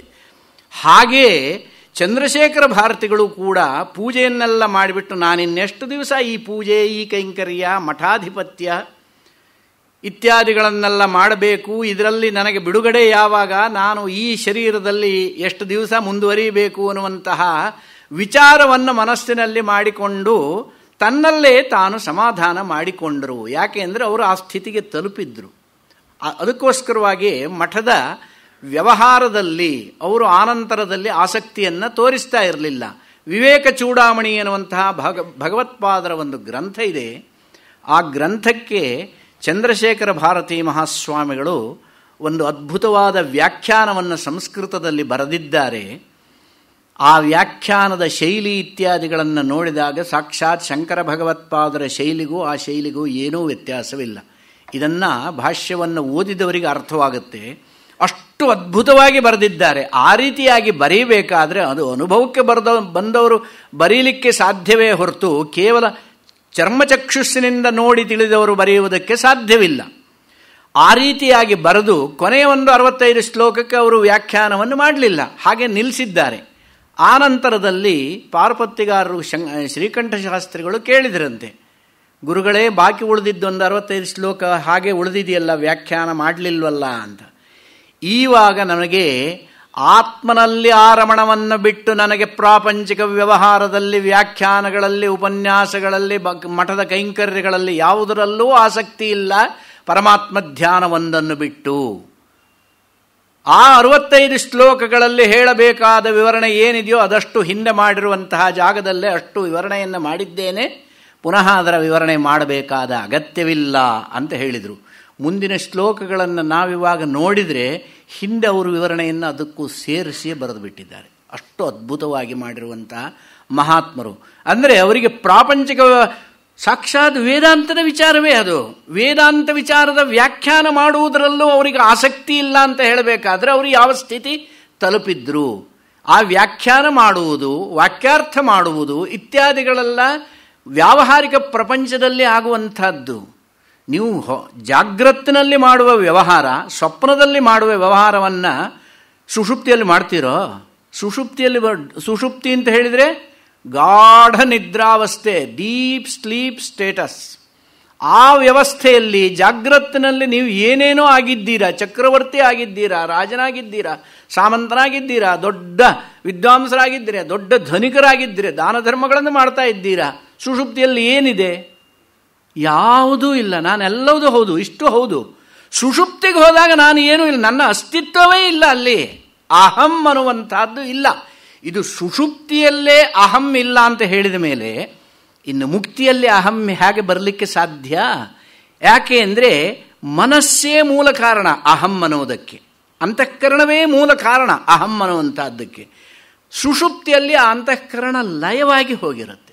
ಅಂತಹ ಲಯವಾಗಿ ಹೋದ ಅಂತಃಕರಣವಿಲ್ಲದೇ ಇರೋದ್ರಿಂದಲೇ ಆವಾಗ ಅಹಂ ಅನ್ನೋದು ಬರೋದಿಲ್ಲ, ಕೇವಲ ಆನಂದಾನುಭೂತಿ ಮಾತ್ರ ಇರುತ್ತೆ. ಯಾಕೆ ಆನಂದಾನುಭೂತಿ? ಈ ಜೀವಾತ್ಮ ಅಹಮ್ಮಿನ ಜೊತೆಯಲ್ಲಿ ಸೇರಿದರೆ, ಅಂತಃಕರಣದ ಜೊತೆಯಲ್ಲಿ ಸೇರಿದರೆ ಅಹಂ ಅನ್ನೋದು ಬರೋದು. ಆವಾಗ ಅಹಂ ಬರೋದಿಲ್ಲ, ನಾನು ಅನ್ನೋ ಬುದ್ಧಿಯೇ ಬರೋದಿಲ್ಲ ಆವಾಗ. ಅದಕ್ಕೋಸ್ಕರವಾಗಿ ನಾನೋನು ವ್ಯವಹಾರ ಆವಾಗ ಇಲ್ಲದೇ ಇದ್ದರೂ ಕೂಡ ಆನಂದಾನುಭೂತಿ ಇದೆಯೋ ಇಲ್ವೋ, ಅದಕ್ಕೋಸ್ಕರವಾಗಿ ಎಲ್ಲರೂ ನಿದ್ದೆ ಮಾಡೋದಕ್ಕೆ ಇಚ್ಛೆ ಪಡೋದು. ಆನಂದಾನುಭೂತಿ ಎನ್ನುವಂಥದ್ದು ಸುಷುಪ್ತಿಯಲ್ಲಿದೆ. ಆ ಆನಂದ ಯಾವ ರೀತಿಯಾದ ಆನಂದ? ವೈಷಯಿಕ ಆನಂದಕ್ಕೂ ಆ ಆನಂದಕ್ಕೂ ಬಹಳ ತಾರತಮ್ಯವಿದೆ. ವೈಷಯಿಕ ಆನಂದ ಅಂದರೆ ವಿಷಯಜನಿತವಾದಂಥ ಅಶಾಶ್ವತವಾದ ಆನಂದ. ಆ ಆನಂದ ನಿಮಗೆ ಒಂದೊಮ್ಮೆ ದುಃಖಕ್ಕೂ ಕಾರಣವಾಗಬಹುದು. ಆದರೆ ಸುಷುಪ್ತಿ, ನೀವು ಹುಟ್ಟಿದಾರಬ್ಬೆ ಇಷ್ಟು ದಿವಸ ನಿದ್ದೆ ಮಾಡಿದ್ದೀರಲ್ಲ, ಎಷ್ಟು ದಿವಸ ನಿದ್ದೆ ಮಾಡಿದ್ದೀರಿ? ಯಾವತ್ತೋ ಒಂದು ದಿವಸ ನಿದ್ದೆಯಲ್ಲಿ ನನಗೆ ತುಂಬ ದುಃಖ ಆಯಿತು ಅಂತ ಯಾರಾದರೂ ಹೇಳ್ತೀರಾ? ಅಥವಾ ನನಗೆ ಆ ನಿದ್ದೆ ಬೇಡವೇ ಬೇಡ, ಇನ್ನು ಜೀವಮಾನ ಪರ್ಯಂತ ನನಗೆ ನಿದ್ದೆ ಬೇಡವೇ ಬೇಡ ಅಂತ ಯಾರಾದರೂ ಹೇಳ್ತಾರೋ? ಖಂಡಿತ ಹೇಳೋಲ್ಲ. ಅಲ್ಲಿ ಬರುವ ಸುಖ ಅನ್ನುವಂಥದ್ದು ಏನಿದೆಯೋ ಅದು ನಿಮಗೆ ಯಾವಾಗಲೂ ಬೇಕು. ಹಾಗಾದರೆ ಜಾಗ್ರತ್ತಿನಲ್ಲಿ ಸುಖ ಇಲ್ವೇ? ಇಲ್ಲೂ ಇದೆ ತಾನೆ. ಸ್ವಪ್ನದಲ್ಲಿ ಸುಖ ಇಲ್ವೇ? ಸುಖ ಇದೆ, ಆದರೆ ಅದು ಯಾವತ್ತೂ ಬೇಕು ಅಂತ ಹೇಳ್ತೀರಾ? ನೀವೇ ಯಾವುದು ಸುಖ ಅಂತ ಹೇಳಿಬಿಟ್ಟು ಮೃಷ್ಟಾನ್ನ ಭೋಜನವನ್ನು ಮಾಡ್ತಾ ಇದ್ದೀರೋ, ನಿರಂತರವಾಗಿ 1 ವಾರ ಮೃಷ್ಟಾನ್ನ ಭೋಜನ ಮಾಡಿ, ಅತ್ಯದ್ಭುತವಾದಂಥ ಊಟ, ಷಡ್ರಸಾನ್ನ ಭೋಜನ, ಮೃಷ್ಟಾನ್ನ ಭೋಜನ ಎಷ್ಟು ಸ್ವಾದಿಷ್ಟವಾಗಿದೆ, ಎಲ್ಲವೂ ಚೆನ್ನಾಗಿದೆ. ಹೌದು ಸ್ವಾಮಿ, 1 ವಾರದಿಂದ ಅದನ್ನೇ ಊಟ ಮಾಡಿ ಬೇಜಾರು ಹಿಡಿದೋಗಿದೆ, ಉಪ್ಪಿನಕಾಯಿ ಇದ್ದರೆ ಸಾಕು ಇವತ್ತು, ಅಷ್ಟೇ ತಾನೇ ಹೇಳೋದು. ಅಂದರೆ ವೈಷಯಿಕ ಆನಂದದಲ್ಲೂ ಕೂಡ ಜುಗುಪ್ಸೆ ಬರುತ್ತೆ. ಅದು ಬೇಡ, ಅದು ಹೇಯ ಅನ್ನುವಂತಹ ಬುದ್ಧಿ ಬರುತ್ತೆ. ಯಾಕೆಂದರೆ ವಿಷಯಜನಿತವಾದ ಆನಂದ, ವಿಷಯದಿಂದ ಬಂದ ಆನಂದ ಯಾವತ್ತೂ ಶಾಶ್ವತವಲ್ಲ, ದುಃಖಕ್ಕೆ ಕಾರಣ. ಆದ್ದರಿಂದ ನಿರಂತರವಾದ ಆನಂದ ಅಂದರೆ ನಿತ್ಯವಾದ ಆನಂದ, ಅದು ಸುಷುಪ್ತಿಯಲ್ಲಿ. ವಿಷಯ ಬಿಟ್ಟು ಆಗುವ ಆನಂದ ಇದೆಯಲ್ಲ, ಅದೇ ನಾನು. ಅದಕ್ಕೋಸ್ಕರವಾಗಿ ಸಚ್ಚಿದಾನಂದ ಸ್ವರೂಪ, ಸದ್ರೂಪ, ಚಿದ್ರೂಪ, ಆನಂದರೂಪ ಯಾವಾಗಲೂ ಇರುವಂತಹದ್ದು ಸದ್ರೂಪ. ಚೈತನ್ಯ ರೂಪದಲ್ಲೇ ಇರುವಂತಹದ್ದು ಚಿತ್, ಆನಂದವಾಗಿಯೇ ಇರುವಂತಹದ್ದು ಅದು ಆನಂದರೂಪ. ಅದಕ್ಕೋಸ್ಕರವಾಗಿ ಪ್ರತಿಯೊಬ್ಬ ಮನುಷ್ಯನೂ ಸುಖಂ ಮೇ ಸ್ಯಾತ್ ದುಃಖಂ ಮನಾಗಪಿ ಮಾಭೂತ್, ನನಗೆ ಸುಖವೇ ಇರಲಿ, ದುಃಖ ಲವಲೇಶವೂ ಬೇಡ. ಯಾರಾದರೂ ಒಬ್ಬರು ಹೇಳ್ತಾರಾ ನನಗೆ ದುಃಖ ಒಂದು ಸ್ವಲ್ಪ ಬೇಕು ಅಂತ? ಖಂಡಿತ ಬೇಡ. ಆ ಸುಖ ಬೇಕು. ಸುಖದ ಜೊತೆ ಇರುವಂತಹ ದುಃಖವಾದರೆ ಆ ಸುಖ ಯಾಕೆ ಬೇಕು? ಈಗ ಅಮೃತ ಇದೆ, ಅಮೃತ ಯಾರಿಗೆ ಬೇಡ? ಕೊಟ್ಟರೆ ಎಲ್ಲರಿಗೂ ಬೇಕು. ಆ ಅಮೃತದ ಜೊತೆ ಸ್ವಲ್ಪ ವಿಷ ಸೇರಿಸಿಬಿಡೋದು.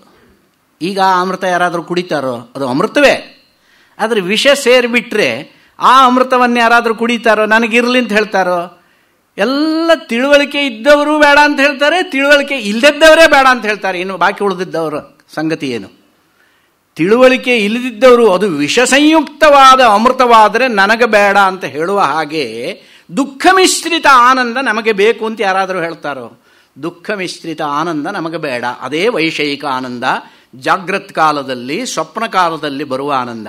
ನಿರ್ವಿಷಯಕ ಆನಂದ ಅನ್ನುವಂತಹದ್ದು ವಿಷರಹಿತವಾದ ಅಮೃತ ಏನಿದೆಯೋ ಆ ರೀತಿಯಾಗಿರುವಂತಹದ್ದು ಸುಷುಪ್ತಿಯಲ್ಲಿ ಬರುವ ಆನಂದ. ಅದು ನನಗೆ ಇರಲಿ, ಅದು ನಿತ್ಯಾನಂದ. ಆ ನಿತ್ಯಾನಂದ ಸ್ವರೂಪವನ್ನೇ ತನ್ನ ಆತ್ಮರೂಪದಲ್ಲಿ ಹೊಂದಿದಂತಹ ಜನಗಳು ಪ್ರಾಪಂಚಿಕ ವ್ಯವಹಾರದಲ್ಲಿ ಜುಗುಪ್ಸೆ ಹೊಂದು ವಿರಕ್ತರಾಗಿ ಅದನ್ನು ತಿರಸ್ಕರಿಸಿ ಅಥವಾ ಅಲ್ಲಿರುವಂತಹದ್ದನ್ನೆಲ್ಲವನ್ನೂ ಬ್ರಹ್ಮಸ್ವರೂಪದಲ್ಲೇ ನೋಡ್ತಾ ಇದ್ದಾಗ ಅವರೇ ಜೀವನ್ಮುಕ್ತರು. ಸದಾಶಿವ ಬ್ರಹ್ಮೇಂದ್ರರು ಜೀವನ್ಮುಕ್ತರಾಗಿ ಒಂದೊಮ್ಮೆ ತಮಿಳುನಾಡಿನಲ್ಲಿ ತಿರುಗಾಡ್ತಾ ಇದ್ದಾಗ ಒಬ್ಬ ಸುಲ್ತಾನ ಬಂದು ಅಲ್ಲಿ ಡೇರೆ ಹಾಕ್ಕೊಂಡಿದ್ದಂತೆ. ಮಹನೀಯರಿಗೆ ಆ ವಿಚಾರ ಎಲ್ಲ ಗೊತ್ತಿರುವಂಥದ್ದೇ. ಎಷ್ಟೋ ಜನ ಗೊತ್ತಿದ್ದವರೇ ಇದ್ದೀರಿ. ನಾನು ನನ್ನ ಬಾಯಿ ಚಾಪಲ್ಯಕ್ಕೆ ಹೇಳ್ತಾ ಇದ್ದೀನಿ ಅಷ್ಟೇ, ನಿಮಗೆ ಗೊತ್ತಿಲ್ಲದೆ ಇರೋ ವಿಚಾರ ನಾನು ಯಾವುದೂ ಹೇಳ್ತಾ ಇಲ್ಲ ಅಂತ ಅಂದ್ಕೊಂಡಿದ್ದೀನಿ. ಪುನಃ ಹೇಳ್ತಾ ಇದ್ದೀನಿ. ಏನೋ ಅದಕ್ಕೆ ಒಂದಷ್ಟು ಸ್ವಲ್ಪ ವಿವರಣೆ ಮಾಡಿಬಿಟ್ಟು. ಸದಾಶಿವ ಬ್ರಹ್ಮೇಂದ್ರರು ಹೋಗ್ತಾ ಇರಬೇಕಾದ್ರೆ ನಡ್ಕೊಂಡು ಹೋಗ್ತಾ, ಅವರಿಗೇನು ಈ ದೇಹದ ಮೇಲೆ ಪರಿವೇ ಇರೋದಿಲ್ಲ, ಪ್ರಪಂಚದಲ್ಲಿ ಯಾವುದೂ ಅವರಿಗೆ ಪರಮಾತ್ಮನಿಗಿಂತ ವ್ಯತಿರಿಕ್ತವಾಗಿ ಕಾಣೋದಿಲ್ಲ, ದೇಹದ ಮೇಲೆ ಯಾವ ಪರಿವೆಯೂ ಇಲ್ಲದೆ ಅವರು ತಿರುಗುತ್ತಾ ಹೋಗ್ತಾ ಇರಬೇಕಾದ್ರೆ ಸುಲ್ತಾನ ಡೇರೆ ಹಾಕಿದ್ನಂತೆ. ಆ ಡೇರೆ ಒಳಗೆ ನುಗ್ಗಿ ಈಚೆ ಕಡೆ ನುಗ್ಗಿ ಆಚೆ ಕಡೆ ಹೊರಟುಬಿಟ್ರಂತೆ. ಸುಲ್ತಾನ್ ನನಗೆ ಸಿಟ್ಟು ಬಂದ್ಬಿಡ್ತು. ಮೊದಲೇ ಸುಲ್ತಾನ ಅವನು, ನನ್ನ ಡೇರೆ ಒಳಗೆ ನುಗ್ಗುವಷ್ಟು ಸಾಹಸ ಮಾಡಿದವರು ಯಾರು ಅಂತ ಹೇಳಿಬಿಟ್ಟು ಅವನು ಅಲ್ಲಿ ಆ ಸೈನಿಕರನ್ನು ಕರೆಸಿಬಿಟ್ಟು ಸೀದಾ ಬಂದು ನೋಡಿ ಅವ್ರನ್ನ ಹಿಡೀರಿ ಅಂತ ಹೇಳಿಬಿಟ್ಟು ಹೋಗಿ ಅವ್ರನ್ನ ಹಿಡಿದು ಬಲಗೈ ಕತ್ತರಿಸಿಬಿಟ್ನಂತೆ. ಇಲ್ಲಿ ಸದಾಶಿವ ಬ್ರಹ್ಮೇಂದ್ರಿಗೆ ಆಗಿರುವ ಘಟನೆ ಇದು. ಅವನು ಕತ್ತರಿಸಿದ್ರು ಇವರು ಯಾವ ಪರಿವೇ ಇಲ್ಲದಿದ್ದ ಹಾಗೆ ಹೋಗ್ತಾ ಇದ್ದಾರೆ. ಸುಮ್ಮನೆ ಒಂದು ಊಹೆ ಮಾಡಿಕೊಳ್ಳಿ, ನಮಗೆ ಯಾರಿಗಾದರೂ ಹಾಗೆ ಕತ್ತರಿಸಿದ್ರೆ ಏನಾಗುತ್ತೆ? ಆಕಾಶವೇ ಹರ್ಕೊಂಡ್ಬೀಳುತ್ತೇನೋ ರೀತಿಯಲ್ಲಿ ಬೊಬ್ಬಿರಿಯೋದಿಲ್ವೇ? ಅವರು ಯಾವುದೇ ಪರಿವೇ ಇಲ್ಲದಿದ್ದ ಹಾಗೆ ಹೋಗ್ತಾ ಇದ್ದಾರೆ. ಆವಾಗ ಸುಲ್ತಾನಿಗೆ ಆಶ್ಚರ್ಯವಾಗುತ್ತೆ. ಇದು ಯಾವ ಥರದ ವ್ಯಕ್ತಿ? ನಾನು ಕೈಯನ್ನೇ ಕತ್ತರಿಸಿದ್ದೇನೆ, ಯಾವ ಪ್ರತಿಕ್ರಿಯೆ ಇಲ್ಲದೆ ಹೋಗ್ತಾ ಇದ್ದಾರಲ್ಲ ಅಂತ ಹೇಳಿಬಿಟ್ಟು ಸೀದಾ ಹೋಗ್ಬಿಟ್ಟು ಅವ್ರನ್ನ ಅಡ್ಡ ಹಾಕಿಬಿಟ್ಟು ಉದ್ದಂಡ ನಮಸ್ಕಾರ ಮಾಡಿಬಿಟ್ಟಂತೆ. ತಪ್ಪಾಯಿತು ಮಹಾಸ್ವಾಮಿಗಳೇ. ಏನಪ್ಪ, ಯಾಕೆ ನಮಸ್ಕಾರ ಮಾಡ್ತಾ ಇದ್ದೀಯಾ? ಏನು? ನಾನು ನಿಮ್ಮ ಕೈ ಕತ್ತರಿಸಿಬಿಟ್ಟೆ, ಮಹಾಪರಾಧವಾಯಿತು, ನೀವು ಮಹಾತ್ಮರು ನನಗೆ ಗೊತ್ತಾಗಲಿಲ್ಲ ಅಂದೆ. ಹೌದಾ, ಕೈ ಕತ್ತರಿಸಿದೆಯಾ? ಎಲ್ಲಿ? ಹೀಗೆ ನೋಡಿದ್ರಂತೆ, ಹೀಗೆ ಮಾಡಿದ್ರಂತೆ, ಕೈ ಬಂದುಬಿಡ್ತಂತೆ. ಅದು ಮಹಾತ್ಮರು. ಅವರಿಗೆ ಯಾವುದು ಪರಿವೇ ಇರೋದಿಲ್ಲ. ಚಂದ್ರಶೇಖರ ಭಾರತಿ ಸ್ವಾಮಿಗಳಿಗೆ ಹುಚ್ಚು ಹಿಡಿದಿತ್ತು ಅಂತ ಹೇಳಿಬಿಟ್ಟು ಅವರಿಗೆ ಚಿಕಿತ್ಸೆಗೋಸ್ಕರ ಬೆಂಗಳೂರಿನಿಂದ ಒಬ್ಬ ಮನೋವೈದ್ಯರನ್ನು ಕರೆಸಿದ್ರಂತೆ. ಹೌದು, ಗೊತ್ತಿರೋ ವಿಚಾರಗಳೇ.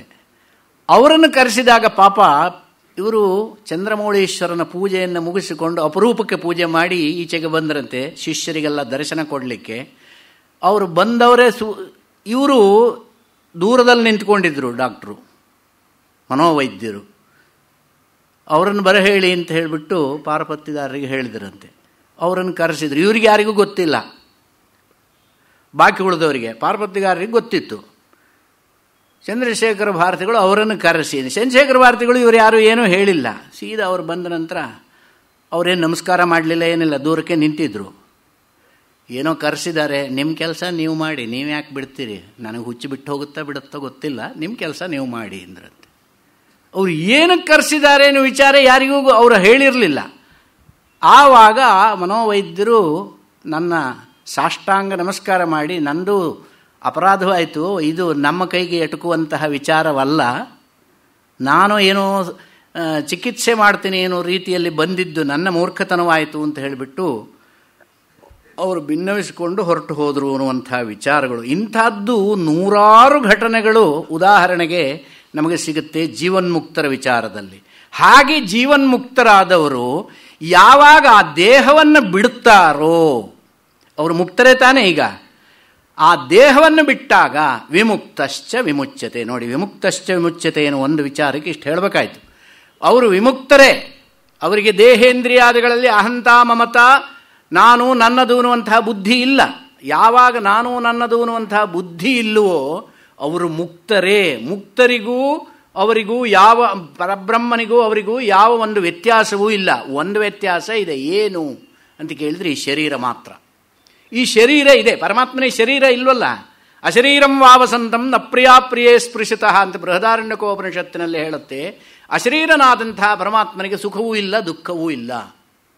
ಸುಖ ದುಃಖಗಳು ಅಂತ ಹೇಳಿದರೆ ಉಂಟಾಗುವಂತಹ ಸುಖ ದುಃಖಗಳು. ಅವನು ನಿತ್ಯ ಸುಖ ಸ್ವರೂಪ. ಈ ಸುಖ ಅನ್ನುವಂಥದ್ದು ಅವನ ಆನಂದ ಸ್ವರೂಪ. ಅದಕ್ಕೆ ಒಂದು ವಿಶೇಷ ಇದೆ, ಸುಖ ಬೇರೆ ಆನಂದ ಬೇರೆ. ಏನು ಸ್ವಾಮಿ ಹಿಂಗೆ ಹೇಳಿದ್ರಿ ಅಂತ ಕೇಳಿದರೆ, ಸುಖ ಯಾವುದು ಆನಂದ ಯಾವುದು?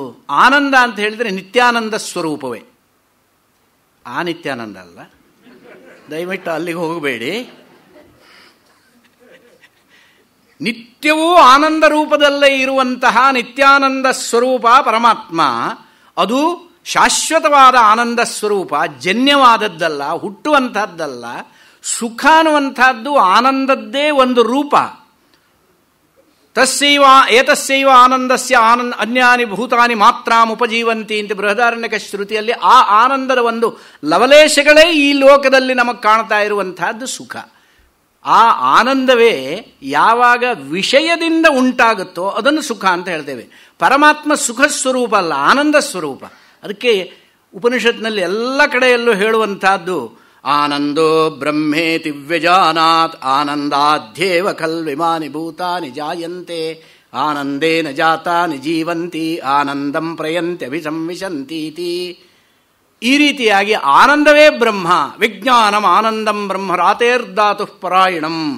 ಈ ರೀತಿಯಾಗಿ ಎಲ್ಲ ಕಡೆಯಲ್ಲೂ ಆನಂದ ಪರಮಾತ್ಮ ಅಂತ ಹೇಳೋದೇ ಹೊರತುನುವೆ ಸುಖ ಅಂದರೆ ಪರಮಾತ್ಮ ಅಂತ ಎಲ್ಲೂ ಹೇಳಿಲ್ಲ. ಸುಖ ಅನ್ನುವಂಥದ್ದು ವೈಷಯಿಕವಾದದ್ದು, ಜನ್ಯವಾದದ್ದು. ಜನ್ಯವಾದದ್ರಿಂದ ಅದು ನಾಶವಾಗುತ್ತೆ.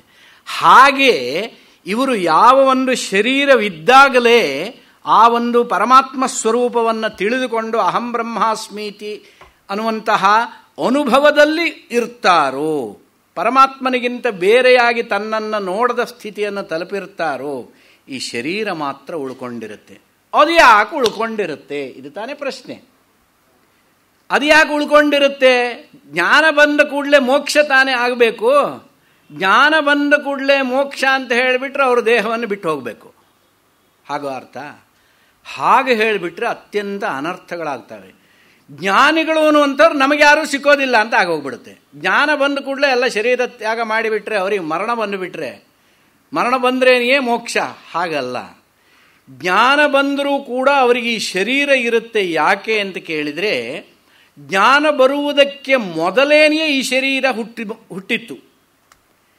ಈ ಶರೀರದಲ್ಲೇ ಜ್ಞಾನ ಬಂದರೂ ಕೂಡ ಆ ಜ್ಞಾನ ಬಂದಿದ್ದು ಈ ಕ್ಷಣದಲ್ಲಿ. ಈ ಕ್ಷಣದಲ್ಲಿ ಬರುವ ಜ್ಞಾನಕ್ಕಿಂತಲೂ ಮೊದಲೇ ಈ ಒಂದು ಕರ್ಮದ ಫಲವಾಗಿ ಪ್ರಾರಬ್ಧ ಶುರುವಾಗಿತ್ತು. ಆ ಶುರುವಾದ ಪ್ರಾರಬ್ಧ ಕರ್ಮ ಇದೆಯಲ್ಲ, ಅದು ಸಂಪೂರ್ಣ ಮುಕ್ತಾಯದವರೆಗೆ ಅನುಭವಿಸಲೇಬೇಕು.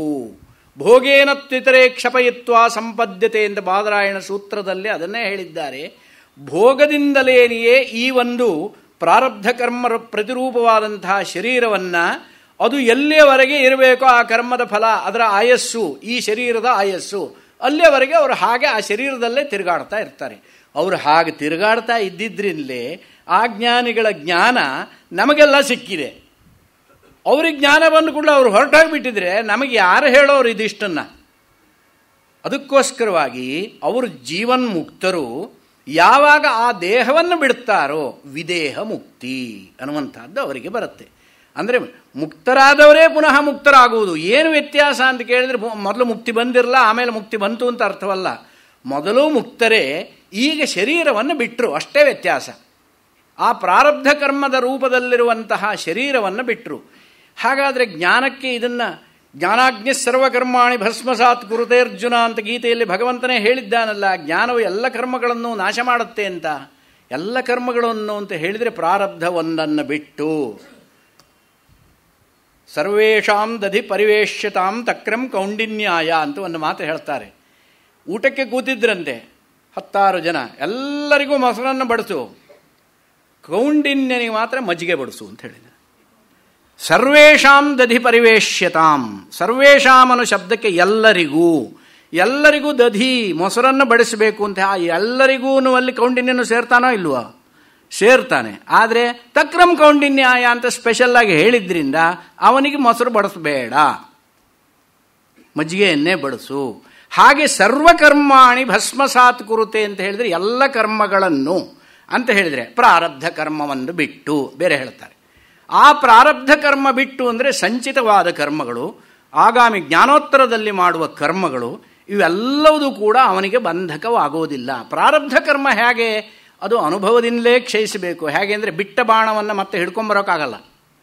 ಬಿಟ್ಟಿದ್ರಿ ಬಾಣವನ್ನು ಬಿಟ್ಟ ನಂತರ ಅದು ತನ್ನ ಲಕ್ಷ್ಯವನ್ನು ವೇಧಿಸುವವರೆಗೆ ಹೋಗಿಯೇ ಹೋಗುತ್ತೆ ತಾನೆ.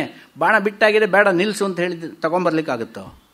ಆಗೋದಿಲ್ಲ. ಹೇಗೋ ಈ ಜ್ಞಾನ ಬರುವುದಕ್ಕಿಂತ ಮೊದಲು ಕರ್ಮಫಲ ಅನ್ನುವಂಥದ್ದು ಬಿಟ್ಟ ಬಾಣದಂತೆ ಶುರುವಾಗಿಬಿಟ್ಟಿದೆ, ಅದು ಮುಗಿಯುವವರೆಗೂ ಅನುಭವಿಸಬೇಕು.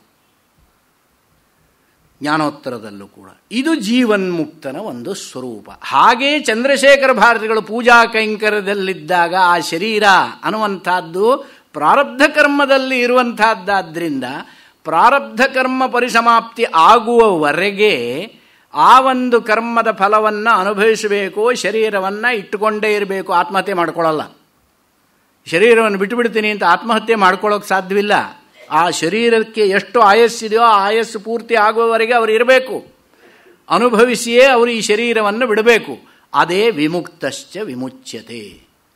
ಪ್ರಾರಬ್ಧ ಕರ್ಮ ಅನ್ನುವಂಥದ್ದು ಯಾರನ್ನೂ ಬಿಡೋದಿಲ್ಲ. ಪ್ರಾರಬ್ಧ ಕರ್ಮವನ್ನು ಅನುಭವದಿಂದಲೇ ಕ್ಷಯಿಸಬೇಕು.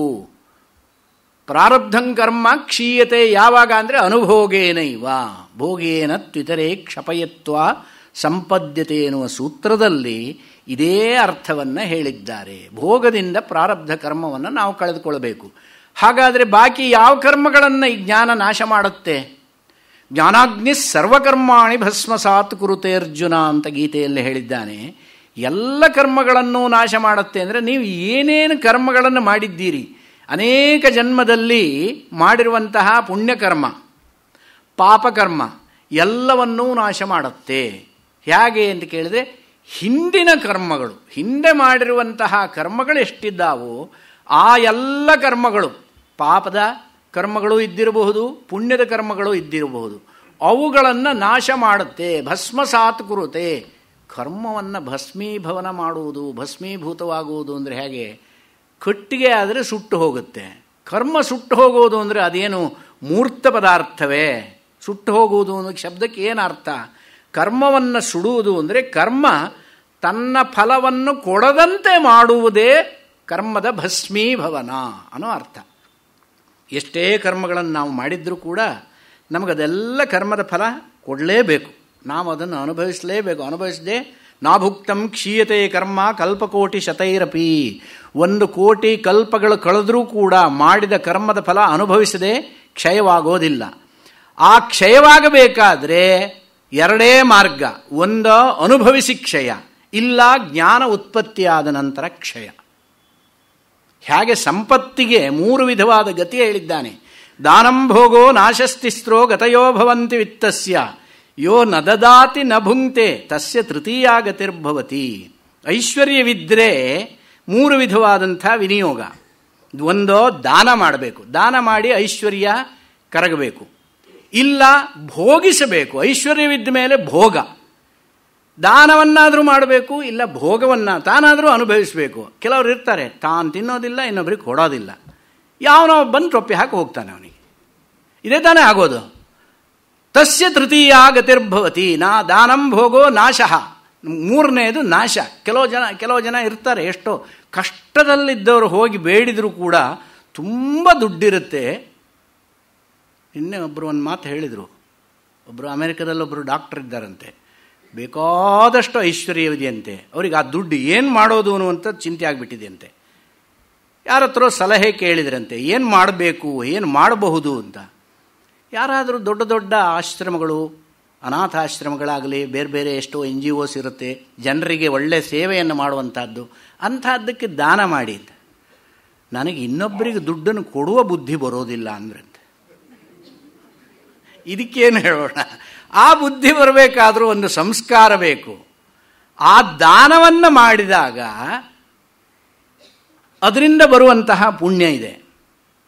ಆಮೇಲೆ ಭೋಗದಿಂದಾಗಲಿ ಆ ಸಂಪತ್ತು ಕರಗುತ್ತೆ. ಇದು ಎರಡೂ ಆಗದಿದ್ದರೆ ನಾಶವಾಗುತ್ತೆ. ಯಾರೋ ಹೊಡ್ಕೊಂಡು ಹೋಗ್ತಾರೆ, ಕಳ್ಳರಾದರೂ ಹೊಡ್ಕೊಂಡು ಹೋಗ್ತಾರೆ, ಕೊನೆ ಪಕ್ಷ ಮೋದಿ ಆದರೂ ಹೊಡ್ಕೊಂಡು ಹೋಗ್ತಾರೆ. ಹೀಗೆ ಇರುವಂಥದ್ದು. ಹೀಗೆ ಆ ದಾನ ಮಾಡಿದ ಪುಣ್ಯ ಏನಿದೆಯೋ ಆ ಪುಣ್ಯವೂ ಹೋಗುತ್ತೆ ಜ್ಞಾನ ಬಂದ ನಂತರ. ಪತಿ ಶ್ರೀಧರವ್ರಿಗೆ ಯೋಚನೆ ಆಯಿತು, ದಾನ ಮಾಡಿದ್ದೆಲ್ಲ ಹೋಗುತ್ತೆ ಅಂತ ಹೇಳಿದರೆ ಏನಪ್ಪ ಅಂತ ಕೇಳಿದರೆ, ಜ್ಞಾನ ಬಂದಾಗ ಅಂತ ಹೇಳಿದ್ದೇನೆ. ಜ್ಞಾನ ಬರುವವರಿಗೆ ಆ ದಾನದ ಪುಣ್ಯ ಇರುತ್ತೆ. ಏನೇನು ದಾನ ಮಾಡಿರ್ತೀರೋ ಆ ದಾನದ ಪುಣ್ಯ ಇರುತ್ತೆ.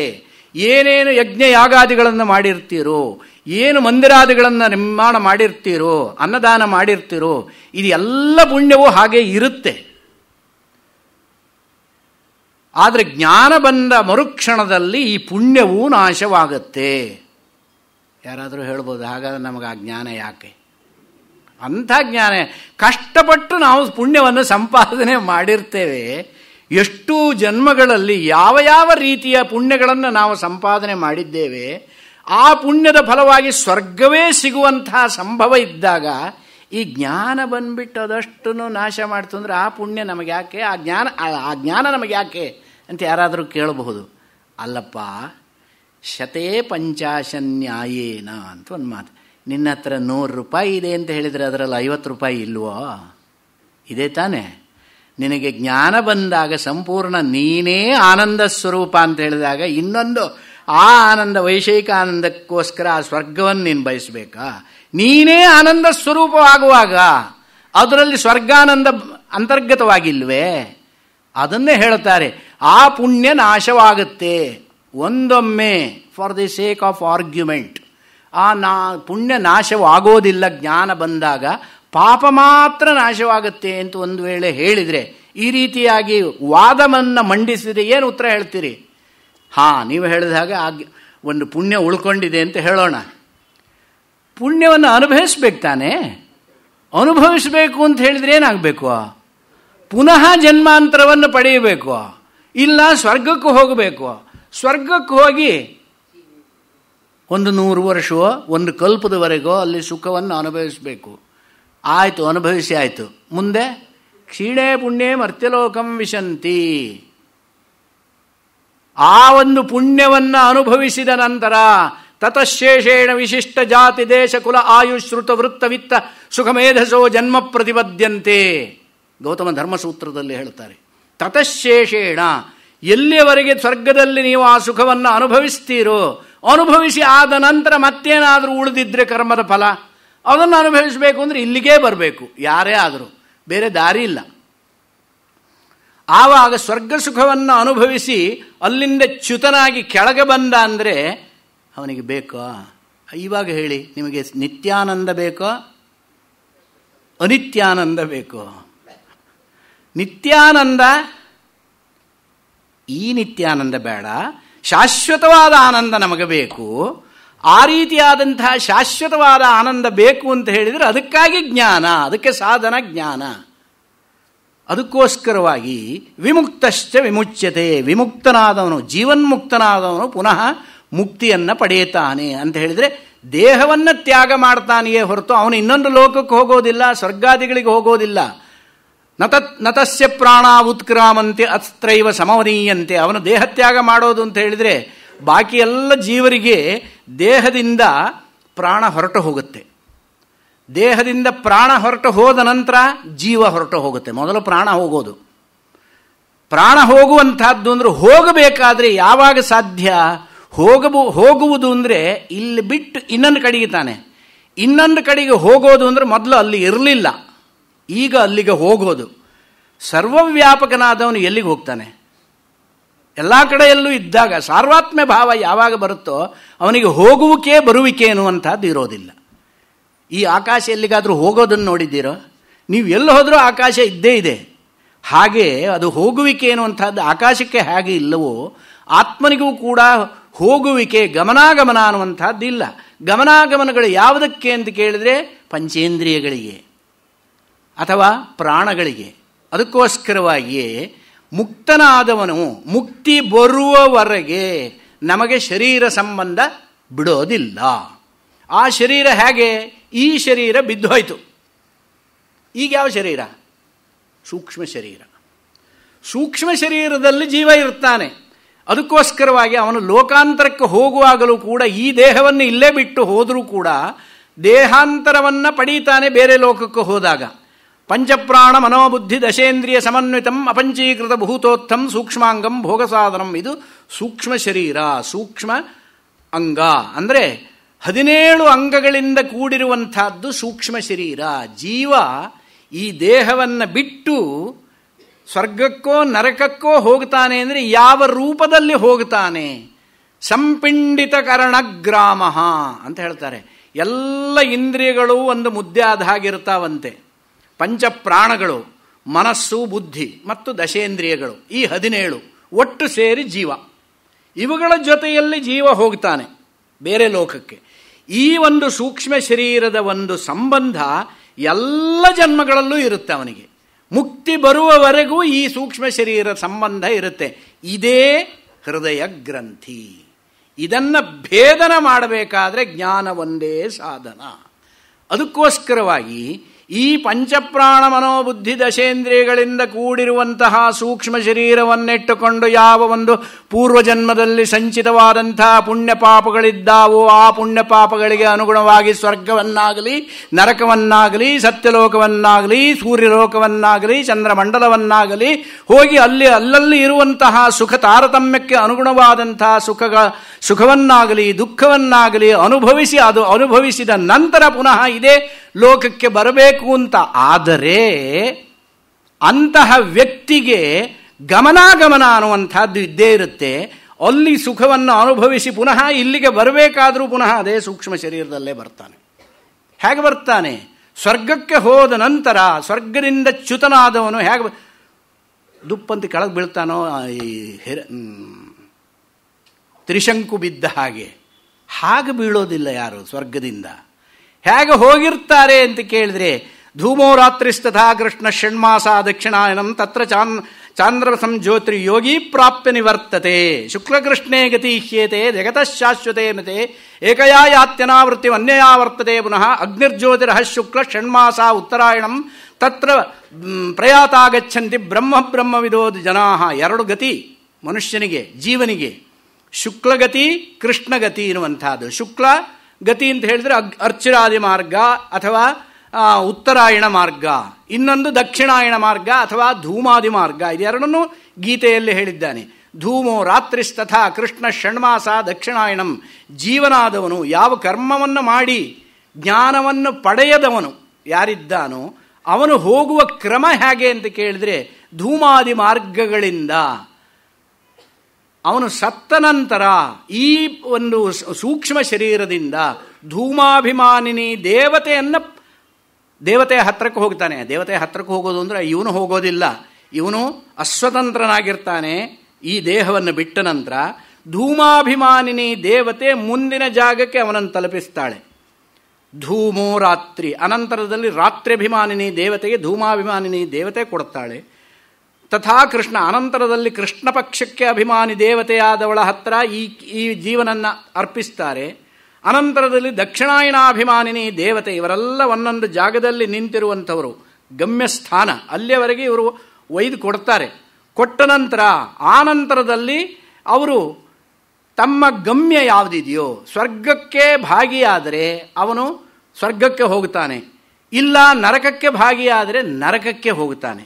ನರಕಕ್ಕೆ ಹೋಗಿ ಅಥವಾ ಸ್ವರ್ಗಕ್ಕೆ ಹೋಗಿ ಅಲ್ಲಿ ಭೋಗಾದಿಗಳನ್ನು ಅನುಭವಿಸಿ ಪುನಃ ಸ್ವರ್ಗಕ್ಕೆ ಹೋಗೋರು ಸ್ವರ್ಗದ ಭೋಗವನ್ನು ಅನುಭವಿಸ್ತಾರೆ, ನರಕಕ್ಕೆ ಹೋದವರು ನರಕದ ಭೋಗವನ್ನು ಅನುಭವಿಸ್ತಾರೆ. ಪುನಃ ಇಲ್ಲಿಗೆ ಹೇಗೆ ಬರ್ತಾರೆ ಅಂದರೆ ಅದೇ ಸೂಕ್ಷ್ಮ ಶರೀರದಲ್ಲಿ.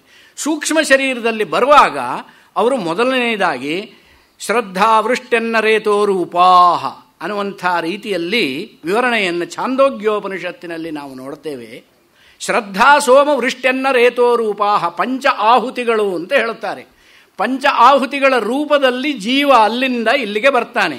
ಸ್ವರ್ಗಕ್ಕೆ ಹೋದವನು ಮೊದಲನೆಯದಾಗಿ ಶ್ರದ್ಧಾ ರೂಪದಲ್ಲಿ, ಶ್ರದ್ಧಾವಾ ಆಪಹ ಅಂತ ವೇದ ಹೇಳುತ್ತೆ. ಅಬ್ರೂಪದಲ್ಲಿ ಅಂದರೆ ಸೂಕ್ಷ್ಮವಾದ ನೀರಿನ ರೂಪದಲ್ಲಿ ಶ್ರದ್ಧಾ ಅಂತ ಹೇಳ್ತಾರೆ. ಆ ರೂಪವನ್ನು ಪಡೆಯುತ್ತಾನೆ. ಆನಂತರದಲ್ಲಿ ಅದು ಸ್ವಲ್ಪ ಅದಕ್ಕಿಂತ ಸ್ಥೂಲ ರೂಪ ಸೋಮರೂಪ, ಶ್ರದ್ಧಾ ಸೋಮ, ಸೋಮರೂಪದಲ್ಲಿ ಇರ್ತಾನೆ.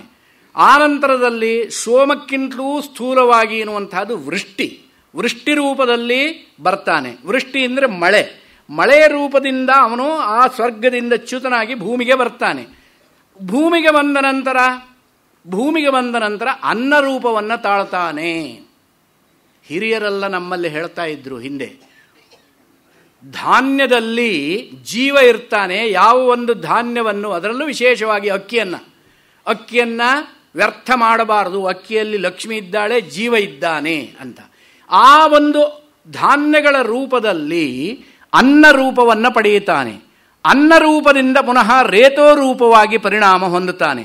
ರೇತೋ ರೂಪವಾಗಿ ಪರಿಣಾಮ ಹೊಂದಿದ ನಂತರ ಸ್ತ್ರೀ ಪುಂ ಸಂಯೋಗ ರೂಪವಾಗಿ ಸೃಷ್ಟಿ ಎನ್ನುವಂಥದ್ದು. ಆ ರೀತಿಯಲ್ಲಿ ಜೀವ ಪುನಃ ಇಲ್ಲಿ ಜನ್ಮವನ್ನು ತಾಳುತ್ತಾನೆ. ಇದು ಕ್ರಮ. ಈ ಕ್ರಮದಲ್ಲಿ ಬರುವಂತಹ ಶ್ರದ್ಧಾ ಸೋಮ ವೃಷ್ಟಿ ಅನ್ನ ರೇತೋ ರೂಪ. ಆದರೆ ಇದಿಷ್ಟರಲ್ಲಿ ಶ್ರದ್ಧಾ ಸೋಮ ವೃಷ್ಟಿ ಈ ರೂಪದಲ್ಲಿ ಬರುವಂತಹದ್ದು ಸುಲಭ. ಆ ಅನ್ನ ರೂಪದಲ್ಲಿ ಬಂದು ಅವನು ಜೀವ ಪುನಃ ಇನ್ನೊಂದು ಜನ್ಮ ಪಡೀಬೇಕಾದ್ರೆ ತಥೋ ವೈ ಖಲು ದುರ್ನಿಷ್ಪ್ರಪತತರಂ ಅಂತ ಬೃಹದಾರಣ್ಯಕದಲ್ಲಿ ಹೇಳ್ತಾರೆ. ಆ ಒಂದು ಧಾನ್ಯ ರೂಪದಲ್ಲಿ ಇದ್ದಂತಹ ಜೀವ ಪುನಃ ತಾಯಿಯ ಗರ್ಭಾಶಯವನ್ನು ಸೇರುವವರೆಗೆ ಅದರಿಂದ ಹೊರಗೆ ಬರುವುದು ಬಹಳ ಕಷ್ಟ. ನೋಡಿ, ಜೀವನ ಗಮನಾಗಮನವನ್ನು ವಿಚಾರ ಮಾಡಿದರೆ ಹೇಗೆ ಜೀವ ಹೋಗಿ ಎಲ್ಲಿಗೆ ಬರ್ತಾನೆ. ಕೆಲವರು ಹೇಳೋದುಂಟು, ಯಾರಾದರೂ ಮನೆಯಲ್ಲಿ ವಯಸ್ಸಾದವರು ತೀರ್ಕೊಂಡು ಸ್ವಲ್ಪ ದಿವಸಕ್ಕೆ 4 ದಿವಸಕ್ಕೆ ಯಾರಾದರೂ ಆ ಮನೆಯಲ್ಲೇ ಇನ್ನೊಬ್ಬರು ಹುಟ್ಟಿದರೆ ಅವರೇ ಇವರು ಅಂತ ಹೇಳೋದು ಉಂಟಾ ಇಲ್ವಾ? ಆದರೆ ಅಷ್ಟು ಸುಲಭವಾಗಿ ಆಗುವಂಥದ್ದಲ್ಲ. ಆಗಬಹುದು, ಆಗೋದಿಲ್ಲ ನಾ ಹೇಳೋಲ್ಲ. ಆದರೆ ಎಲ್ಲರಿಗೂ ಅದು ಆಗಿಬಿಡುತ್ತೆ ಅಂತ ಹೇಳೋಕ್ಕಾಗಲ್ಲ. ಯಾಕೆ ಅಂದರೆ ತಥೋ ವೈ ಖಲು ದುರ್ನಿಷ್ಪ್ರಪತತರಂ ಅನ್ನುವಂಥದ್ದು ಉಪನಿಷದ್ ವಾಕ್ಯ. ಆ ಒಂದು ಅನ್ನ ರೂಪದಲ್ಲಿ ಇದ್ದಾಗ ಅದು ರೇತೋ ರೂಪವಾಗಿ ಪರಿಣಾಮ ಹೊಂದಬೇಕಾದ್ರೆ ಆ ಅನ್ನವನ್ನ ಆ ಒಂದು ಜೀವಿ ಪುನಃ ಪಡೆಯಬೇಕಾದ ಜನ್ಮಕ್ಕೆ ಅನುಗುಣವಾದವರ ತಂದೆ ತಾಯಂದಿರ ಜೊತೆಯಲ್ಲಿ ಸೇರಬೇಕು. ಅದು ಸೇರಬೇಕಾದ್ರೆ ಆ ಆಹಾರ ಅವನ ಕೈಗೆ, ಆ ಧಾನ್ಯ ಅವನ ಕೈಗೆ ಸಿಗಬೇಕು. ಆ ಧಾನ್ಯ ಅವನ ಕೈಗೆ ಸಿಗದೆ ಬೇರೆ ಪ್ರಾಣಿಗಳು ತಿಂದುಬಿಟ್ರೆ ಆವಾಗ ಆ ಜೀವನಿಗೆ ಅದರಿಂದ ಮುಕ್ತಿ ಇಲ್ಲ, ಧಾನ್ಯದಿಂದ. ಹಾಗಾದರೆ ಮತ್ತೆ ಹಾಗೆ ಬೇರೆ ಪ್ರಾಣಿಗಳು ತಿಂದರೆ, ಬೇರೆ ಪ್ರಾಣಿಗಳು ತಿಂದಿದ್ದು ಮಲರೂಪದಲ್ಲಿ ಮೂತ್ರರೂಪದಲ್ಲಿ ವಿಸರ್ಜಿತವಾಗಿ ಪುನಃ ಪೃಥ್ವಿಗೆ ಸೇರುತ್ತೆ. ಪುನಃ ಪೃಥ್ವಿಗೆ ಸೇರಿ ಪುನಃ ಧಾನ್ಯ ರೂಪದಲ್ಲಿ ಬರಬೇಕು. ಪುನಃ ಧಾನ್ಯ ರೂಪದಲ್ಲಿ ಬರುವವರೆಗೆ ಎಷ್ಟು ಸಮಯ ಆಗುತ್ತೋ ಗೊತ್ತಿಲ್ಲ.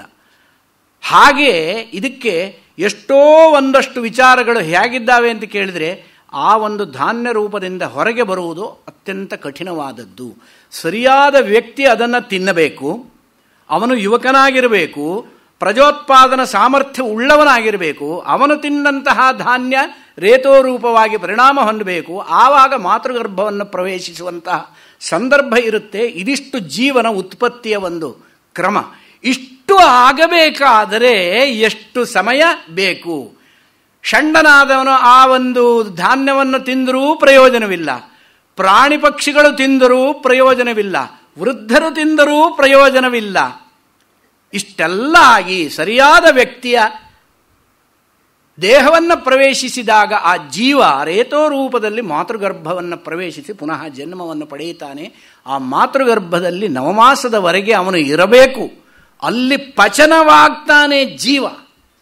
ಪಚನವಾಗಿ 9 ಮಾಸಗಳವರೆಗೆ ಅವನಿಗೆ ಸಂಪೂರ್ಣ ಸ್ವರ್ಗ ಅಥವಾ ನರಕಾದಿ ಲೋಕಗಳ ಅನುಭವ ಜನಿತ ಸಂಸ್ಕಾರ ಸಹಿತನಾಗಿ ಆ ಜೀವ ಈ ಗರ್ಭಾಶಯದಲ್ಲಿ ತೊಳಲಿ ಬಳಲಿ ಬೆಂಡಾಗಿ ಮನಸ್ಸು ನೊಂದು ಇಲ್ಲಿಂದ ಹೊರಗೆ ಹೋದರೆ ಸಾಕು, ಯಾವ ಕ್ಷಣದಲ್ಲಿ ನಾನು ಹೊರಗೆ ಹೋಗ್ತೇನೆ, ಹೋದ ನಂತರ ಈ ಒಂದು ಭವಬಂಧ, ಈ ದುಃಖ ಇತ್ಯಾದಿಗಳನ್ನು ಪುನಃ ಅನುಭವಿಸುವಂತಹ ಸ್ಥಿತಿ ನನಗೆ ಬರದೇ ಇರಲಿ, ಅದಕ್ಕೆ ಬೇಕಾದಂಥ ಮಾರ್ಗ ಏನಿದೆಯೋ ಅದನ್ನೇ ನಾನು ಅನುಷ್ಠಾನ ಮಾಡ್ತೇನೆ, ಅವಲಂಬಿಸ್ತೇನೆ ಅಂತ ಅನುಕ್ಷಣವೂ ಪರಿತಪಿಸ್ತಾ ಇರುತ್ತಂತೆ ಮಾತೃಗರ್ಭದಲ್ಲಿ ಜೀವ. ಅಂತಹ ಜೀವ ಮಾತೃಗರ್ಭದಿಂದ ವಿಮುಕ್ತವಾಗಿ ಹೊರಗೆ ಬರ್ತಾ ಇದ್ದಾಗೆ ವೈಷ್ಣವೇ ಮಾಯಾ. ಆ ವಿಷ್ಣುವಿನ ಮಾಯೆ ಎನ್ನುವಂಥದ್ದಿದಿಲ್ಲ, ಅಘಟಿತ ಘಟನಾಪಟೀಯಸಿ ಮಾಯಾ. ಏನನ್ನು ಮಾಡುತ್ತೆ, ಯಾವುದು ಸಾಧ್ಯವಿಲ್ಲ ಅಂತ ಯೋಚನೆ ಮಾಡಿರುತ್ತೋ ಅದನ್ನು ಮಾಡಿ ತೋರಿಸಿಬಿಡುತ್ತೆ. ಅದಕ್ಕೆ ತಾನೇ ಮಾಯಾ ಅಂತ ಹೇಳೋದು. ಅವನಿಗೇನು ಮಾಯ ಮಾಡಿಬಿಟ್ನೋ ಏನೋ, ಇಷ್ಟು ದಿವಸ ನನ್ನ ಮಾತು ಕೇಳ್ತಾ ಇದ್ದ ಮಗ, ಅವಳು ಏನು ಮಾಯ ಮಾಡಿಬಿಟ್ಲೋ ಏನೋ.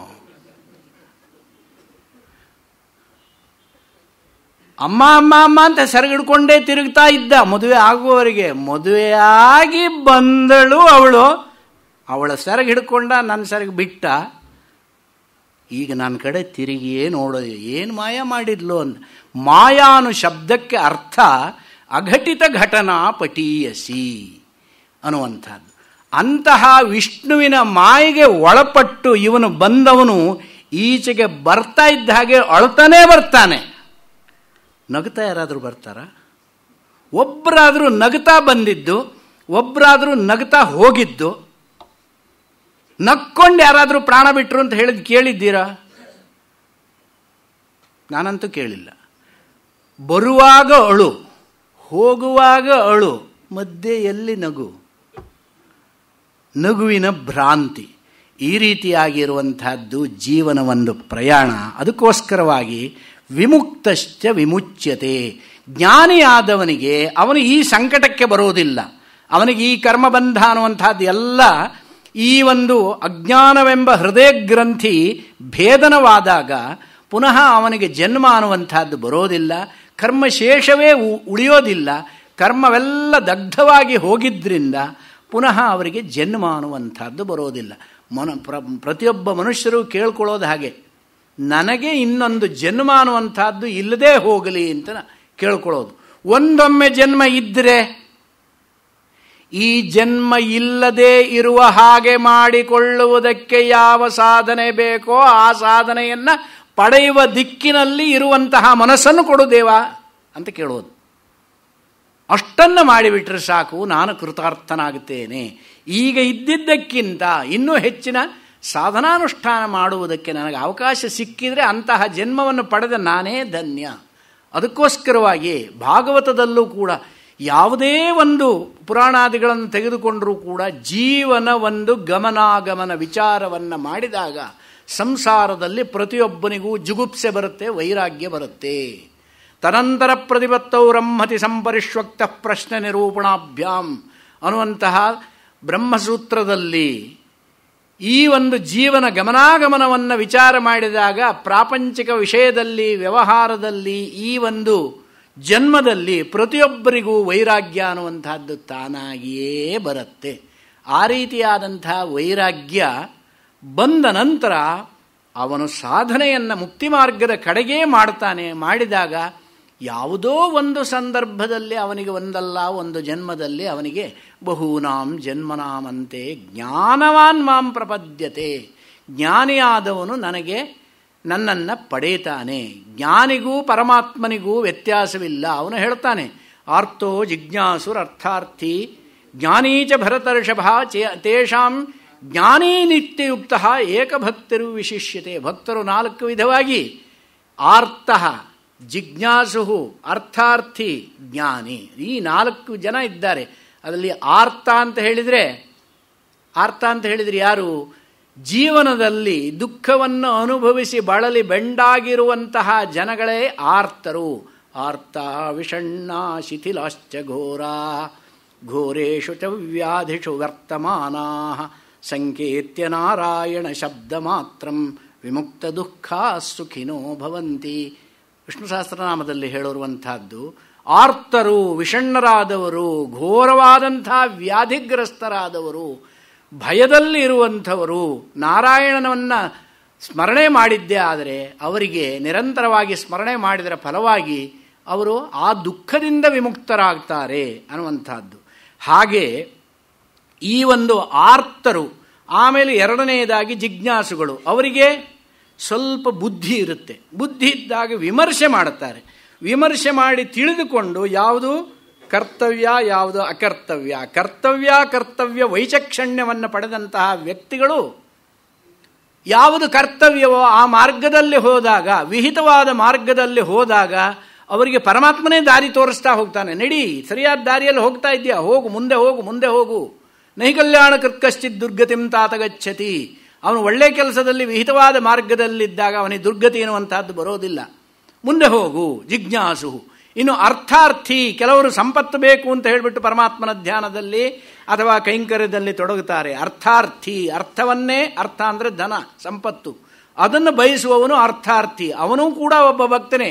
ನನಗೆ ಸಂಪತ್ತು ಸಿಕ್ಕಲಿ ಅಂತ ಹೇಳಿಬಿಟ್ಟು ಪರಮಾತ್ಮನನ್ನು ಧ್ಯಾನ ಮಾಡುವುದು ಭಕ್ತನೇ. ಆಮೇಲೆ ಜ್ಞಾನಿ, ಜ್ಞಾನಿಯೂ ಭಕ್ತನೇ. ಆದರೆ ಇವರೆಲ್ಲರೂ ನನಗೆ ಇಷ್ಟವಾದವರೇ ಆದರೂ ಕೂಡ ಜ್ಞಾನಿ ತ್ವಾತ್ಮೈವ ಮೇ ಮತಂ, ಜ್ಞಾನಿ ಆದವನು ನನ್ನ ಆತ್ಮವೇ, ಅವನು ಹೆಚ್ಚಿನ ಪ್ರೀತಿ ಪಾತ್ರ. ಯಾಕೆಂದರೆ ನನಗಿಂತ ಬೇರೆ ಅಲ್ಲ ಅವನು. ಜ್ಞಾನೀತು ಆತ್ಮೈವ. ಅಂತಹ ಜ್ಞಾನಕ್ಕೆ ಇವೆಲ್ಲವೂ ಸೋಪಾನ. ಅಂತಹ ಜ್ಞಾನವನ್ನು ಪಡೆದವರೇ ವಿಮುಕ್ತರಾದವರು. ವಿಮುಕ್ತರಾದವರು ಈ ದೇಹವನ್ನು ಬಿಟ್ಟಾಗ ವಿಮುಕ್ತಶ್ಚ ವಿಮುಚ್ಯತೆ. ಆದ್ದರಿಂದ ನಮಗೆ ಈ ಒಂದು ಸಂಸಾರದಲ್ಲಿ ಅನೇಕ ಮಹನೀಯರು ನಮಗೆ ಸಿಗ್ತಾ ಇದ್ದಾರೆ. ಎಲ್ಲ ಜೀವನ್ಮುಕ್ತರಾದಂಥವರು ಎಷ್ಟೋ ಜನಗಳಿದ್ದಾರೆ.